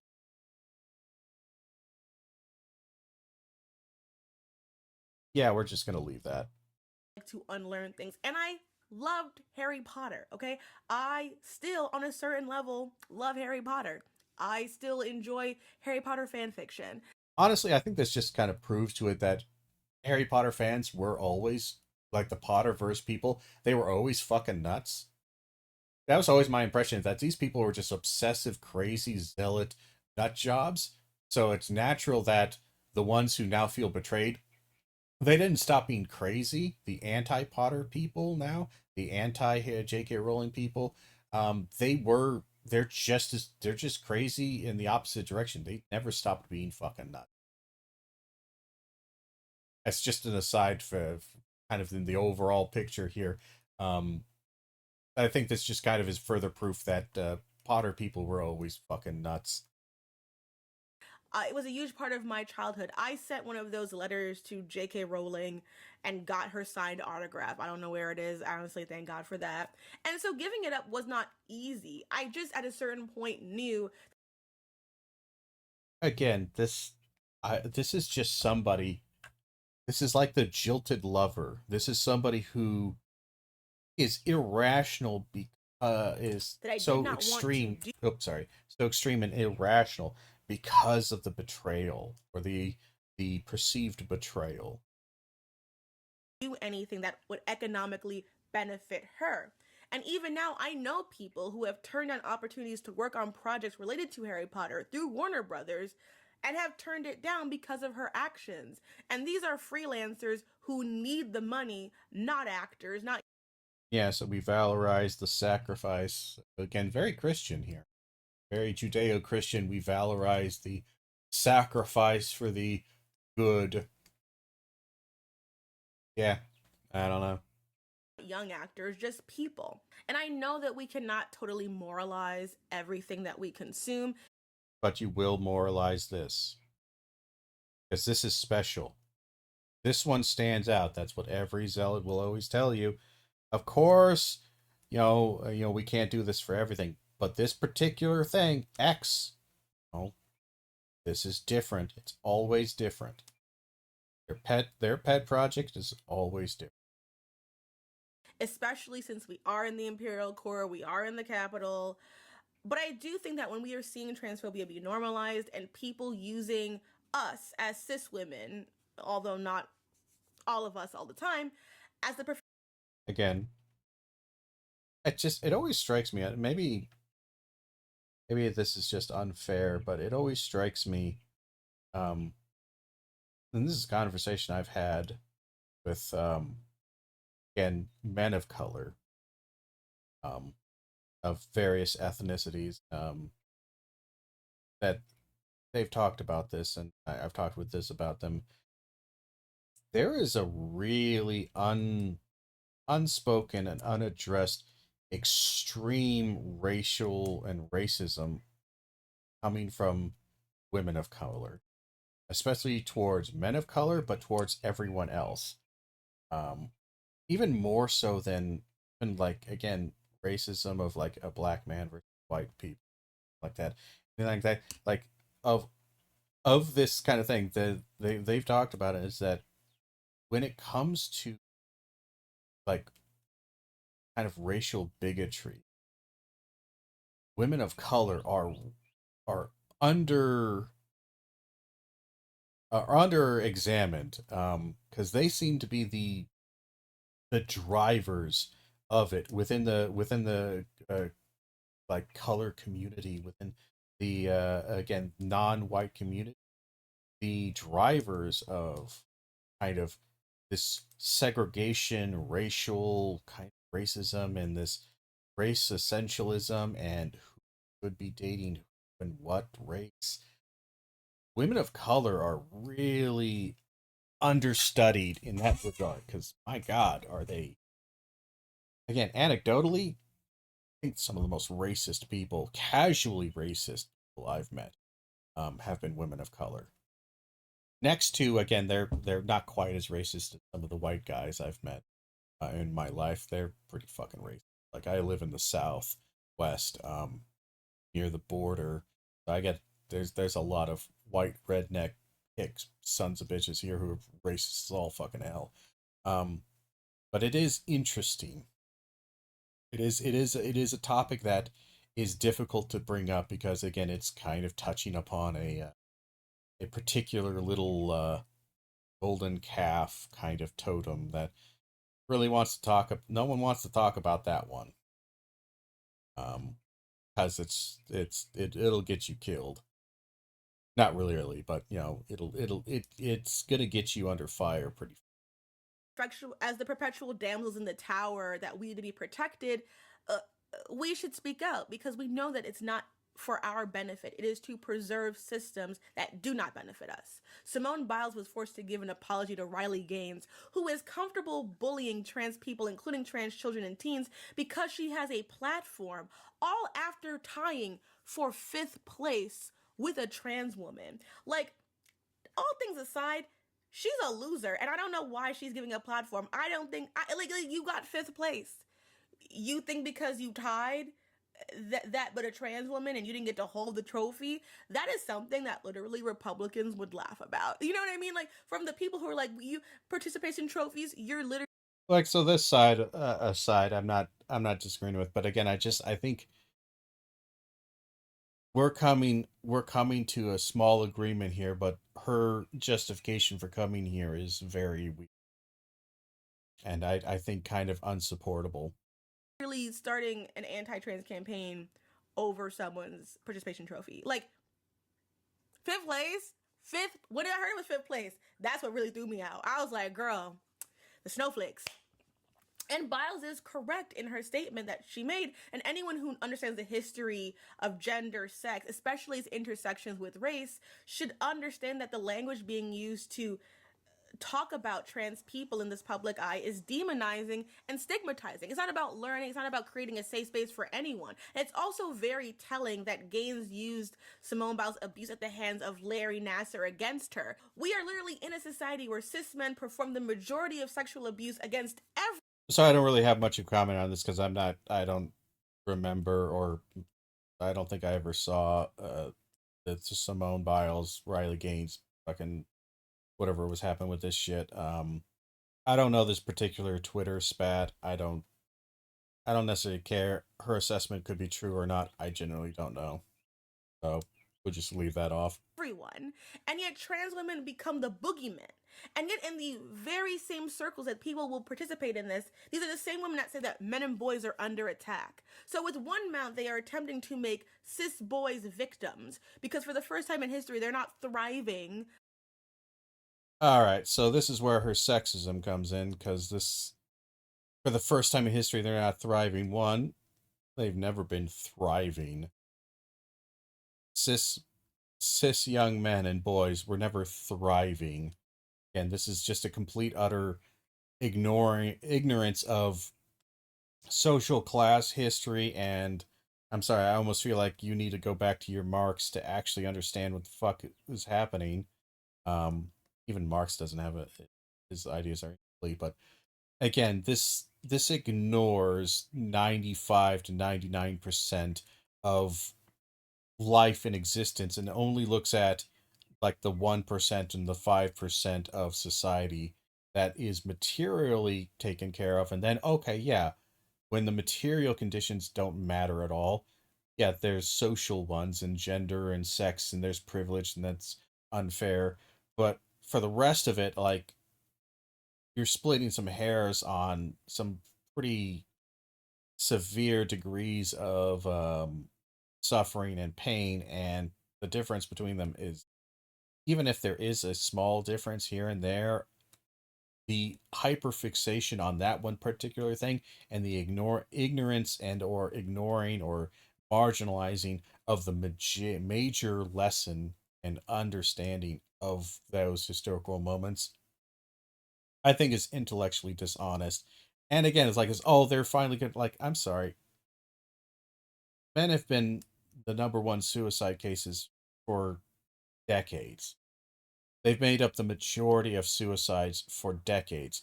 And this is what most men get when they want to talk about like major suffering and pain. And I have no doubt this is somebody who absolutely talks about how men need to open up and talk about things and how feminism is the answer for these men. And these men open up and talk about their stuff. And Austin, like, I'm sorry, are you complaining, you cis white male, or you cis male? Why are you complaining? You're finally not on the top of the food chain and you're bitching, complaining. You know, equality looks like suffering when you're used to privilege, or whatever that phrase is. Okay, that's what they get. And then they go and they kill themselves. And then you go, oh, wow, that's so sad. We never saw it coming. Yeah, of course you never saw it coming. You weren't listening. You didn't give two shits. And when you did hear about it, you laughed and you thought, haha, serves you right, you patriarchal bastards. Go to hell. Nah. This isn't a good look. The way that they are supposed to under a patriarchy. And yet also saying that trans girls and women are inherently violent and suspect because they are male. Yeah, again, I would agree with that contradiction. But I don't know if you're a trustworthy source on talking about any of these issues, because you have more than a few hang-ups that are blinding you. So the same people who are, again, telling feminists that we've gone too far, we've demonized men, are at the same time using rhetoric that demonizes biological. Are they the same people? And more importantly, even if they are the same people, they could be right in one sense and wrong in the other. Again, they are, again, and more importantly, yeah, they're hypocritical shitbags. They're also opportunists. They'll take an issue that is legitimate and then use the legitimacy of that one issue to try to extend it to an issue that is not legitimate. Yeah, they suck. They're awful. I don't think you should be talking about these subjects like you talk with such great reverence and sadness and seriousness when you're talking about the horrible aspects of transgender existence and the bigotry and the discrimination they face. But then all of a sudden you start talking about the issues of cisgender men and you're very flippant. Maleness, and it's just like you're doing doublespeak. You're not being consistent. And I know there's Hot kettle. a lot of discussion and division over the issue of how does fan fiction and fan art fit into this entire thing. And I kind of touched on it in the video, but I wanted to come back and say this. I think that it is okay to be suspicious about anyone who consumes anything Harry Potter related. If you are a trans person and a queer person, I think it's totally fair. I would only highlight this one point. There are a lot of trans, non-binary, and queer people who still engage with fan fiction. Again, this is one of those things where, like, I want to have my cake and eat it too, because she knows she still engages in these things. So again, the level of engagement that I engage with is perfectly fine, but the level of engagement that other people do is wrong. And the reason is because shut up, stop asking questions. Again, I don't trust this. And have always done so. Fan fiction has always been a queer space. It's not as much. No, not really. Fan fiction has always been a human space, and queer individuals have always existed in humanity. So it has aspects of queerness and straight cisgender is like this, again, essentializing and trying to demark fan fiction as inherently queer. No, it's just wrong. It doesn't match up to anything historical Right now, and I think we need to acknowledge that the gatekeeping, the lack of gatekeeping around these spaces has made it so that we have a lot of people in these communities who I don't think should be there. Honestly, they don't come with the Huh. I suppose I shouldn't be surprised that they're pro gatekeeping. I'm not necessarily anti gatekeeping, but doesn't surprise me at all that this person, this priestly class individual who wants to preach to the choir and tell you what is right and what is wrong and judge all people, doesn't surprise me at all that they're absolutely pro gatekeeping. Yeah. good vibes. They don't come with good intentions, but they are here nonetheless. So I think we need to be aware of the fact that like what we are dealing with is a lot of issues that are not at the root of the average fan community, but an issue with Harry Potter specifically. And a lot of queer people use this fan work as a way of consuming something that they love that does not financially benefit J.K. Rowling. But it does keep the idea alive. You can't excuse it. I'm sorry. Good for the goose is good for the gander. If they are keeping it alive and they're engaging with it, they're keeping interest, which means that somebody who's never consumed Harry Potter, who is consuming that fan art, is eventually going to be tempted by the dark side. Even though they know it's wrong, you keep talking about this forbidden text. Keep mentioning the seduction of this text and how interesting and great it is, and that they see all these characters and they want to see more, and oh, it's just there. Can't do this. Sorry. Now, it does ideologically support J.K. Rowling and Harry Potter as a thing, as a concept. Or we're going to want to engage with it. You keep talking about it. You keep talking about and drawing fan art of Fight Club. Eventually somebody's gonna go to Fight Club. We're going to want to do this if you keep doing it. But you don't want to give up this treat. You like this treat. Oh. Uh-oh. Looks like the priest is enjoying reading their smut and literature, and they don't want it burned. Well, they do want it burned, but they still want to keep their little bits. And ah, interesting. And while I understand the argument that it keeps the brand in the public eye and all those kind of things, I would just say that if keeping a brand in the public eye meant that there were going to be financial incentives for everyone, then Yuri on Ice would have had a second season by now. It would have at least had the movie. What makes Harry Potter profitable is because people buy stuff. That's a weak one. Nah, you can't. You're trying to run away from this. At least you're acknowledging it, but now keeping it alive. And people need to stop buying stuff. Stop buying stuff. Stop buying it from the stores. Stop watching it. Stop engaging it. If you already have the books, reread them. No one's coming into your homes to snatch out your books. I have a friggin'... Yeah. But that's where, I'm sorry, that's where you want to go. Again, if there's a button to be pushed, push this button. Everyone's books, Harry Potter, new and old, bought and unbought, everything is burned, and thus ensuring that there is no IP for J.K. Rowling to receive any money from, and they will never exist. If there's a button to push that, you're going to push it. Or at least you would say you push it, and your ideology position would want you to push it. Now, whether or not your selfishness will overtake it and you won't push the button, irrelevant. You would want to push that button, or you would want to, again, have this thing there. So the whole, we're not coming in to burn your books. I don't believe it. I mean, the reason you're doing this is not from an ideological perspective, but just from a realistic thing. You know it can't be done. So you're just doing the next best thing. Harry Potter wand that I still have. I think it's Harry Potter. I got a lot of wands.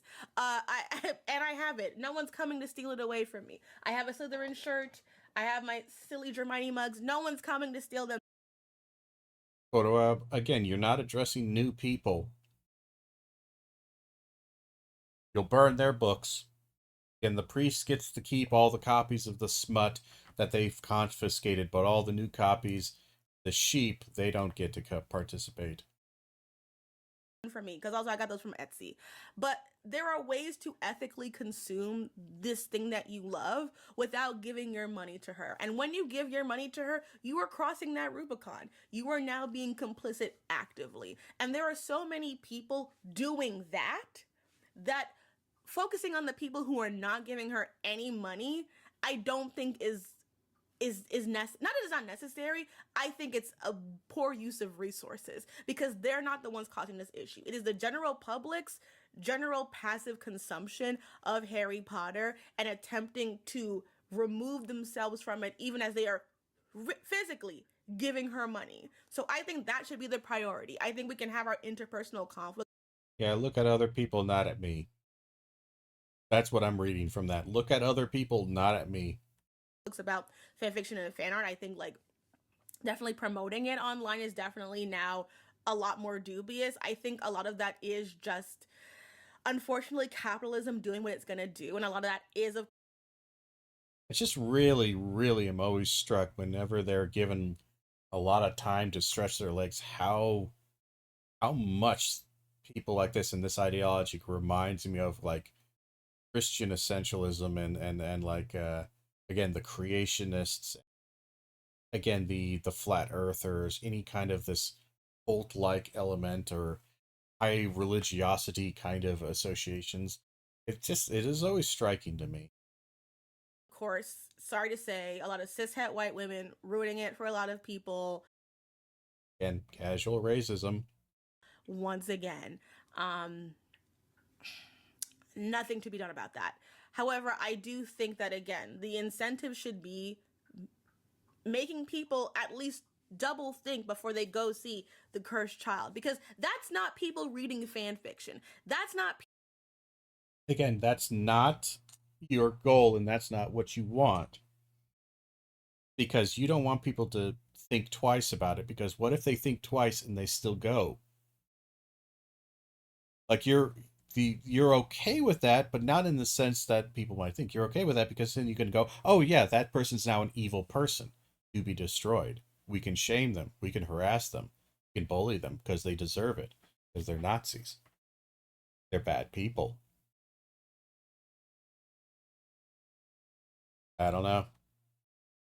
I can't get behind it. People doing fan art. That's just the general Harry Potter public, and they are the problem. More so than anybody else, besides J.K. Rowling and Warner Brothers. Well, I don't know how to wrap this up any neater, so, don't buy Harry Potter stuff. Don't be an asshole. Right now in New York City, we're seeing a highly contested mayoral race with a ranked choice election on June. All right, so we'll probably end it right there. I don't think she kind of goes into any more detail on this actual argument. It doesn't look like. I think she's just talking about this mayoral race, which the guy won. I think that one that she's supporting ends up winning. But she seems like an okay choice. We'll see how he turns out. But yeah, we're going to go ahead and I think wrap up right here. I think general summary thoughts would be I don't like priests. I don't like priests and priestess of a religious cult, and I don't like that. Again, ultimately, I think one thing we might point out is something I've discussed. I think I discussed in the previous video, and I've discussed probably in this one at some point. Is I think this kind of shows the circular and ultimately really problematic and kind of self-destructive aspects of the moralistic lens and evaluation of literature and analyzing literature through such a hard moralist lens, and kind of how circular it becomes and self-destructive it becomes, um, and how shaky and really tenuous a lot of any kind of statements or any kind of structural or conceptual frameworks they're trying to set up when it comes to the moralistic lens, how really problematic they can become, because everything about this, this is where you kind of end up. If you really start diving into this rabbit hole, you end up in this, again, this the priestess kind of class. You end up in this weird return to a oddly conservative religious kind of state of being, and it ends up being very anti-intellectual, anti-critical, anti kind of diversity, anti-engagement, and anti-growth. It ends up becoming a very stagnant thing because there can be no engagement with adversarial ideas any degree, shape, or form. And I know she says, well, no, you can't, though. You can't do it to any degree. I can't engage with her stuff because I can't buy it. I can't engage with it. I have to always have it translated through the approved process. It must always be translated through class, which is again anti-liberty, anti-liberalism to a certain degree. Ends up in a position to where if you strip away some of the aesthetic differences, it ends up looking just like that kind of extreme religious conservative kind of anti-fiction, heavily puritanical, almost Gnostic kind of examination of the mind and of the spirit and what you consume corrupting you. It ends up just mirroring and kind of echoing all of those same sentiments to a degree that I find very, very questionable. Which is why, again, like, I'm not entirely opposed to thinking of literature along moral lines, but either it either ends up being kind of nonsensical, moot, or it ends up leading to some really, really questionable positions. And I don't know. I'm afraid I'm going to have to kind of put this somewhere in the. Again, it is a unique form of anti-intellectualism to basically where it uses an intellectual form that is a dead end. Like it is intellectual, engages the mind and critical thinking, but the undercurring kind of like conceits and assumptions and the kind of overall structure of this is self-destructive. Yeah, or in many ways it burns the bridge behind you, which in many ways makes it ultimately generationally self-destructive, but or not destructive to itself, but the idea is destroys itself eventually through practitioners practicing it. Um, so yeah, I don't know. I always say I don't know when I kind of come to this point where like I don't know where to take this in a way that might make it positive or support. And I've seen the structure here, and I this doesn't seem to work for me. It doesn't work at all. The math ain't mathin'. Anyway, we're gonna go ahead and end it right there. Thank you all for being here. Thank you for hanging out, and until next time, and as always, I hope you have a good one.